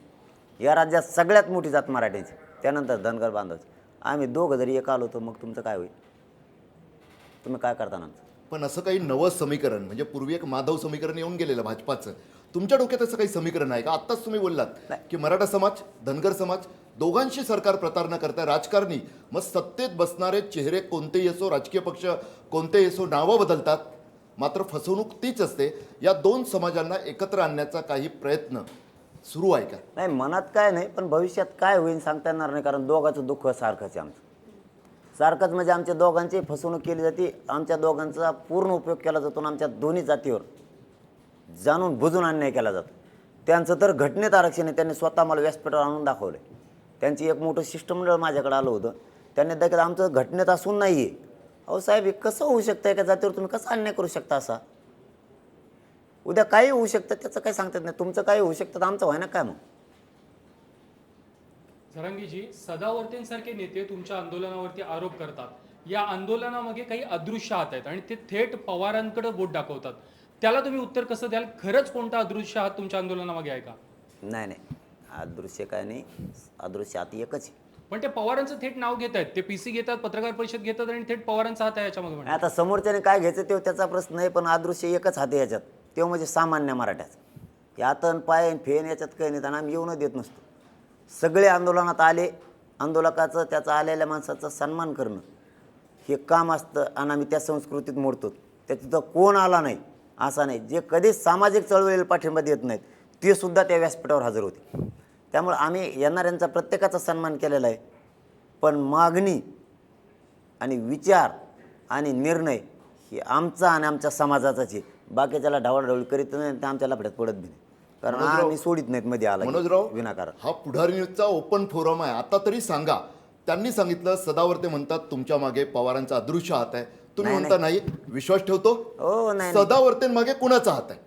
हो, त्यांचे गुरु सगळ्या महाराष्ट्रामध्ये नाही. त्यांच्याबद्दल दादा आम्हाला बोलायचं नाही. दुसरा प्रश्न तर आणखीन उत्तर देईल, कारण सगळ्या महाराष्ट्राला माहिती ते काय आहेत. त्याच्यामुळं आम्हाला काय, आमच्या अन्नात माती एकदा काढलेली, त्याच्यामुळं सगळ्या महाराष्ट्राला माहिती आहेत कोण काय आहे. त्यामुळं काय. पण असं का घडतं हो? सारखं सारखं असं घडतं की तुम्ही झेपावताय आणि नेमकी ती रेषा स्पर्श करायची वेळ येते आणि मागे फिरताय, नाव घेत नाही. नाही, आता रेषा मोडून देत नाहीत आम्ही त्यांना. त्यांनी किती प्रयत्न करत, त्यांनी आमचं टंगड ओढून आम्ही टंगड वाढणार आहेत त्यांचा हात. पण रेषेशी शिवून पलीकडे जाणार आहेत आम्ही, त्याची काळजी नाहीच आहे आता आम्हाला. यांनी किती डावं टाकले आणि किती प्रयत्न केले, शक्य नाही सर. आता शक्य नाही, थांबणं शक्य नाही आणि समाज सामान्य थांबवू बी शकत नाही. आता आरक्षण घेऊनच मराठे थांबणार आहेत. आता सरकारला सुट्टी नाही. पाटील साहेब, तुम्ही म्हणता की सगळ्या समाजातले लोक जे आहेत ते आता आमच्या मागणीसाठी एकत्र आलेले आहेत, आम्हाला कोणाचाच विरोध नाही आहे, सामान्य लोक आमच्यासोबत आहेत. पण दुसरीकडे आपण बघायचं झालं, ज्यावेळी अंतरवाली सराटीमध्ये मारहाण झाली होती, त्यानंतर मुंबईत आंदोलन सुरू झालं होतं. तिथून मराठा समन्वयकांकडून अशी प्रतिक्रिया आली होती की हो, आम्ही दगड मारले, आमच्या हातात तलवार असती तर आम्ही तलवारी चालवल्या असत्या. त्यानंतर तुम्ही सरळ स्पष्ट केलं की ती माझी भूमिका नाही आहे, माझ्या मराठा बांधवांनी दगड मारलेले नाही आहेत. पण मग मराठा समाजात हे 2 गट कसे काय निर्माण होतात? ते सुद्धा समन्वयक पदावर आहेत. नाही, भावनेत मला माहीत नाही, मी ऐकलं नाही, केलं आहे असेल, म्हणले बी असतील भावनेत. परंतु मराठा समाज हे शांतताप्रिय आहे. सगळे आंदोलन शांततेत झाले आहेत, क्रांती मोर्चे शांततेत झाले आहे. आत्ता करोडात तुमच्या नजरासमोर बांधव एकत्र आला होता. या पृथ्वी तलावर एवढं दृश्य माझ्या उभ्या जिंदगीत मी पहिल्यांदा बघितलं. कारण माझ्या डोळ्यात नुसतं पाणी होतं, एवढी मोठी संख्या. जिकडं बघल तिकडं नुसते लोकच दिसत होते. त्यामुळे शांततेत लोक, मराठा समाज हे पायाखाली मुंगी मरू देत नाही आणि ते पुन्हा एकदा पायंडा आम्ही या देशाला आणि राज्याला दाखवलेलं आहे की आम्ही शांततेत आंदोलन करतोय, पुढेही करणार आहेत, पण आरक्षण घेणार आहेत. जरांगे साहेब, एक प्रश्न थोडासा प्रादेशिक अँगल नव्हता. कुठेतरी राजकीय नेते आणि चळवळीत वरच्या स्तरावर कार्य करणारे जे कार्यकर्ते आहेत त्यांच्यामध्ये कुठेतरी असं नॅरेशन क्रिएट झालं आहे का की पश्चिम महाराष्ट्रातला मराठा हा खूप सदन आहे, कारण उद्या तुमचा मानखटावचा दौरा आहे, तिथे गेल्यानंतर तुम्ही परिस्थिती बघाल, याच्या आधी तुम्ही बघितली असेल, जमिनीचं तुकडीकरण प्रचंड झालं आहे, जी मोठी लोकं झाली ती कष्टानं झाली. तर असं तुम्हाला कधी जाणवलं का की असं काहीतरी नॅरेशन एक मोठ्या नेत्यांमध्ये आहे, असं वाटतं का तुम्हाला? नाही, मी फरक 24 तारखेपर्यंत काही करणार नाही. तुम्ही म्हणताना हे लई उत्तर द्यायला टाळायला लागले, कारण काय असतं, एक जिथं कुठं समाजाचं हित असेल त्या टायमाला आपण थोडंसं स्वतःच्या वाणीवर सुद्धा हे ठेवलं पाहिजे, ताबा ठेवला पाहिजे. आपल्या एखाद्या शब्दामुळं आपल्या समाजाचं वाटोळं नाही झालं पाहिजे, कारण दिवस ही प्रक्रिया बघायसाठी 10 ते 7 पिढ्या आमच्या गेल्या, कारण ह्या निर्णयाच्या प्रक्रियेत येतच नव्हतं. आज सरकारच्या टेबलवर फक्त मराठा आरक्षणाचे पाहिजे, इतके पळत येत, दिल्लीला जाईन, मुंबईला इमानच बंद नाही सध्या. मला नाही वाटत माझ्या समाजाचं एखाद्या याच्यामुळं ही व्हावं. ज्या दिवशी आता आम्हाला वाटतंय की यांनी शेवटी विषयाची बाटली आपल्या अन्नात कालायला आणलेलीच, त्या दिवशी समाज अन्यायाच्या विरोधात लढायला उभा राहिलेलाच आहे आता. पण हे युद्ध शांततेचं आहे, हे शब्द माझा कायम आहे. आणि ह्या दर्या फेऱ्या तुम्ही म्हणतात ना, सगळ्या सामान्यापुढं मोडून पाडणारे दर्या फेऱ्या राहणारे तुम्हाला सगळे रोनी चाललेले दिसतील, सगळे, कोणी मागं राहणार नाही, कारण सामान्याची शक्ती एवढी भयानक आहे सध्याची, ती कोणालाच पेलत नाही आता. जरांगेजी, संपूर्ण महाराष्ट्रानं मराठा आरक्षणासाठी लढा देणारा संघर्ष योद्धा मनोज जरांगे यांच्यासोबत बघितला, तर महाराष्ट्राला संघर्ष योद्धा परिचित आहे, पण त्याच्या पलीकडे मनोज जरांगे काय आहेत, म्हणजे त्यांचं डेली म्हणजे तुमचं शेड्यूल काय आहे, म्हणजे तुम्ही एक आरक्षणाच्या आंदोलकाच्या व्यतिरिक्त मनोज जरांगे काय आहे, काय आहे तुमचं, म्हणजे या संघर्षापर्यंत पोचण्याकरता तुमचं बालपण कसं गेलं, ओके, आरक्षणाचा लढा करावा लागेल इथपर्यंत तुम्ही कसे पोचलात, जे महाराष्ट्राला अजून हे मनोज जरांगे महाराष्ट्राला अजून परिचित नाही आहेत, त्याबद्दल काय सांगाल? आणि मला ते पहिल्यापासूनच भगवेची प्रेरणा मिळालेली होती. पूर्वीपासून लहानपणापासूनच ते भगवेचे वेळ खूप होतं झेंड्याचं, तेव्हापासून हे डोक्यातच होतं. पण जसं काय म्हणू ना त्याला, आपल्याला जास्तीच कळायला लागलं की बाकीच्यांना नोकरी लागायला लागली, शिक्षणात पोरं आपले मागं पडायला लागले, याला मूळ कारण काय असलं पाहिजे, तर लक्षात यायला लागलं की आरक्षण काहीतरी गोष्ट आहे की यामुळं आपले पोरं हुशार असूनही मागं पडायला लागलेत, आणि हे दुसऱ्या दिवशी कमी टक्के असून इन करून यायला लागले गावात. म्हणजे याचं काय कारण असलं पाहिजे, ते काय इन करून येऊ नये ही आमची भूमिका नाही आहे, परंतु आमचा बी कमी नाही आहे. मग याला मूळ कारण काय असलं पाहिजे, तर आरक्षण. मग यामुळे जर आपले मुर्दे पडायला लागले, आपण त्याच्यासाठीच लढायचा आणि तेच ठरवलं. आणि 2011पासून जी सुरुवात केली मी आजपर्यंत, म्हणजे माझं काय टाईम फिम काही नसतो, तुम्ही म्हणलात ना ते, आपला टाईम फिम काही नाही. 4ला भाकर असली तरी हाणतो, सकाळी 6ला जर एखाद्याने रग वळली की लगेच सुरू करतो बोलायला. माझ्याकडे टाईम असा काहीच नाही. मी समाज आणि समाजाच्या वेदना त्या घेऊन मी दिवसभर माझं जीवन किंवा वर्षानुवर्ष चाललो आणि चालत राहणार. तुम्ही आता बरोबर मुद्दा एक छेडला की नोकरीसाठी आरक्षण आवश्यक आहे, शिक्षणाकरता आरक्षण आवश्यक आहे, पण सध्या सरकारची भूमिका बघितल्यानंतर सरकार कंत्राटी भरती करायला निघालेलं आहे. मग त्यानंतर आम्ही आता बरेचसे असे पुढारी न्यूजने अनेकदा अशा तरुणांशी संवाद साधला, तेव्हा त्यांचं म्हणणं पण तेच आहे की आपल्याला आता आरक्षण मिळाल्यानंतर सरकारी नोकऱ्या पण उरलेल्या नाही आहेत, शिक्षणाचं खाजगीकरण सुरू झालेलं आहे. मग हे प्रश्न मग तुम्हाला भेडसावतच असतील की आरक्षणाचा लढा जिंकल्यानंतर ज्याच्याकरता आपण आरक्षणाचा लढा हा करतो आहोत आणि तेच जर मुळात राहिलेलं नसेल तर त्यावर तुमचं काय मत आहे? नाही, मग जे त्यांचं होईल ते आमचं होईल ना, म्हणजे आमच्या टायमाला जाणलं होईल आरक्षण मिळालंच पाहिजे, पण म्हणजे नाही, जे त्यांचं होईल ते आमचं होईल, पण आम्हाला आमचं आरक्षण पाहिजे, कारण ते शिक्षणात नोकरीत लागतंय. तुम्ही खाजगीकरण करा, काय करा, त्याबद्दल आम्ही नंतर बोलू. परंतु आजची परिस्थिती अशी आहे, आमचा मार्ग बदलायसाठी हे जर नवीन आणलं असेल तर जे त्यांचं होईल ते आमचं होईल ना. असं थोडंच होणार आहे की आम्हाला आरक्षण मिळाल्यामुळं त्यांचा काहीच तोटा होणार नाही, आमचा होणार आहे. जे सगळ्याचं होईल ते होईल. आमचं हक्काचं आरक्षण तरी सध्याच्या आम्ही आमच्या ध्येयावर ठाम्यात आमचं आम्हाला पाहिजे, जे सगळ्याचं होईल ते आमचं होईल. एकच प्रश्न की तुम्ही सातत्याने सांगताय, ठासून सांगताय, आणि ते पटणारं सुद्धा आहे, कारण आत्महत्या करणाऱ्या शेतकऱ्यांमध्ये सर्वाधिक संख्या ही मराठा समाजातीलच असल्याची शेतकऱ्यांची हे दिसूनही आलेलं आहे. मात्र शेतकऱ्यांचे अनेक प्रश्न, सोयाबीन सडतंय, कपासीला रोग लागला आहे, सरकारची धोरणं एकीकडे अस्मानी दुसरीकडे सुलतानी, शेतकऱ्यांना सातत्यानं पिडते. मला वाटतं सचिन जैनशी मध्यंतरी मी बोलत होतो, तुमच्याशी सुद्धा फोनवर संवाद झाला. अंतरवालीत जेव्हा तुमचं उपोषण सुरू होतं तेव्हा मोठ्या संख्येने हा वर्गसुद्धा येत होता, जसा धनगर समाजाचा. तर शेतकऱ्यांच्या प्रश्नाकडे सुद्धा भविष्यात तुम्ही समाजाचा प्रश्न म्हणून लक्ष देणार का? हो, आत्तासुद्धा पाठीमागे मी मागणी केली होती की जसंच मराठा समाजाचा आरक्षणाचा प्रश्न आहे तसा दुष्काळाचाही प्रचंड मोठा प्रश्न आहे. शेतकऱ्याला सुद्धा तुम्ही भरपूर निधी द्या, कारण ती परिस्थिती तशी निर्माण झाली. शेतकरी वर्गात म्हणजेच मराठा आहे ते दोन्हीकडून गाठला आहे. आता मराठ्यांचं असं झाले, पोरं शिकवायचे, स्वप्न पूर्ण व्हायना, पोरगं नोकरीला लागाय नाही, इकडून शेती उत्पन्न द्याय नाही, मग तिकडं आत्महत्याकडं ते वळायला वळत आहे. आणि आत्महत्या करून प्रश्न सुटणार नाहीत. त्यामुळं आम्हाला कोणीच, शेतकऱ्यांना कोणीच आत्महत्या करू नका. आणि मराठा बांधवांना तर पुन्हा एकदा विनंती करून सांगतो, बाबा तुमच्या पायाला हात लावून सांगतो, आत्महत्या फक्त मराठा आरक्षणासाठी कोणी करू नका. आणि पुढं शेतकऱ्यांच्या प्रश्नासाठी ही मार्गी लागून मला एक मार्ग काढायची सवय. माझ्या पट्ट्यात एक मन आहे. आमच्या पट्ट्यात असं म्हणलं जातं की याने की एकदा कागद दिला हे मागं हटतच नाही, तशी एक मन आहे. तसं मी एखाद्याच्या प्रशासनाला कागद किंवा एखादं निवेदन दिलं त्याच्या मागत लागतो, पुरं ते कडी लागू. तसं एक एक टप्प्यात घेतो मी, एक पार करतो. हे झाल्याच्या नंतर ते मनोजजी, सगळ्यात महत्त्वाचा आत्ता जो तुम्ही मुद्दा मांडताय की या आरक्षणाच्या लढाईत तुमच्याकडे एक प्रकारे अप्रत्यक्षपणे का होईना पण नेतृत्व आलं आहे. म्हणजे तुम्ही जरी हे मान्य करत नसाल की मी नेता आहे, तरीसुद्धा मनोज जरांगे नावाचं एक नेतृत्व महाराष्ट्रामध्ये आता या मराठा आरक्षणाच्या लढ्याच्या बाबतीत तयार झालेलं आहे. आणि त्याच्यामुळे तुम्ही ज्यावेळी लोकांना सांगताय की तुम्ही एक दिवस इथे बसा, तर लोक बसणार आहेत. तुम्ही म्हणाल की 2 तासात प्रत्येकाने आपापल्या घरी जावं, तर लोक घरी जाणार आहेत. तर ही जी एक जबाबदारी आणि तो अधिकार तुमच्याकडे आलेला आहे, त्याचं किती प्रेशर तुमच्यावर आहे, किंवा ह्याच्यामुळे काय नवीन जबाबदारीची जाणीव तुम्हाला होते? कसं बघताय तुम्ही ह्याच्याकडे? ही जी एकूण सगळ्या समाजाच्या नेतृत्वाची जी ताकद तुमच्याकडे एकत्र आलेली आहे त्याच्याबद्दल? नाही, प्रेशर नाही आहे माझ्यावर काहीच, परंतु मला एक मात्र जाणीव आहे की समाजाचं आता नुकसान नाही झालं पाहिजे, समाजावर केसेस नाही झाल्या पाहिजेत, समाजाची आत्महत्या नाही झाली पाहिजे, आपल्या समाजातला एक माणूस कमी होता कामा नाही. यामुळं मी ते जे माझा शब्द ऐकतात त्या शब्दाचा वापर फक्त चांगल्यासाठी करतो की नको आता इथून पुढं नुकसान व्हायला नको, आपण लढू, जीवाची बाजी लावून लढू, मिळूसुद्धा, फक्त आता एक माणूस आपल्याला कमी नाही होऊ द्यायचा आणि नुकसान पण नाही होऊ द्यायचं. दरांगेजी, तुम्ही ज्या पद्धतीने लढा देत आहे त्या पद्धतीने तो मराठा आरक्षणाचा लढा तुम्ही जिंकाल, यात काही शंका नाही आहे.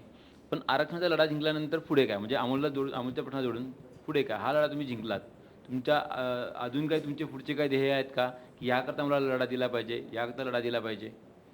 मराठा आरक्षणाचा लढा जिंकल्यानंतर मनोज जरांगे पुन्हा आपल्या नेहमीच्या काम म्हणजे ह्याच्यात व्यस्त होतील, काय सांगाल? नाही, असं ठरवलं नाही, परंतु प्रश्न लई आहेत, प्रश्न प्रचंड आहेत. पुढं यांनी आमच्या पुढं असं वाढून आणून ठेवलेलं आहे, सगळ्याचं गाबाळ आमच्या पुढं आणून टाकलं आहे, ते काढणंच आहे आम्हाला. कोणकोणते प्रश्न आहेत? अहो लई आहेत दादा. आता सध्याच्याला नको, आपल्या विषयावरती आपण फोकस ठेवूयात मराठा आरक्षणाच्या, कारण हे मिळाल्याच्या नंतर खूप प्रश्न आहेत, सगळ्यांचेच आहेत, असं काय मी जात आणणार नाही त्याच्यात. हे शब्द आहे एक तुम्हाला. अगदीच मनोजजी, खरं तर तुम्ही आलात आणि एकूणच तुमचा खरं तर जो महाराष्ट्र दौरा जो सुरू होता तेव्हाची जी काही परिस्थिती होती, तुमचं स्वागत होतं तिथपासून आतापर्यंत, आंदोलनापासून ते आतापर्यंत खरं तर आम्ही सगळेच तुम्हाला बघतोय, महाराष्ट्र तुम्हाला बघतोय. या सगळ्यांनी आपले सरळ प्रश्न विचारले आणि तुम्ही जितकी जमतील तितकी का होईना पण स्पष्टपणे अशी उत्तरं दिलेली आहेत. त्यामुळे तुम्ही आलात आणि मनमोकळा असा संवाद झालेला आहे. खूप खूप धन्यवाद पुढारीच्या या ओपन फोरममध्ये तुम्ही आलात याच्यासाठी. धन्यवाद. तुम्ही अशी खूप साथ दिली आम्हाला, खूप आमच्या मागणीसाठी तुम्ही ताकद लावलेली, तुमचे बांधव कंटिन्यू आमच्याकडे आहेत तिकडं. अशीच साथ पुढचा न्याय मिळेपर्यंत आमच्या खांद्यावर असाच हात राहू द्या हे, आणि तुमचे आभार मानण्यासाठी फक्त इथपर्यंत आलो, बस काहीच नाही. तुमचे मनापासून आभार आहे. अगदी. तर ओपन फोरममध्ये आज वेळ झाली आता इथेच थांबण्याची. पाहत रहा पुढारी न्यूज. पुरा देश बघतोय, माझ्या समाजाची मी मरेपर्यंत गद्दारी करणार नाही. वा सरकार, मी टप्प्यात येऊन देत असतो, टप्प्यात.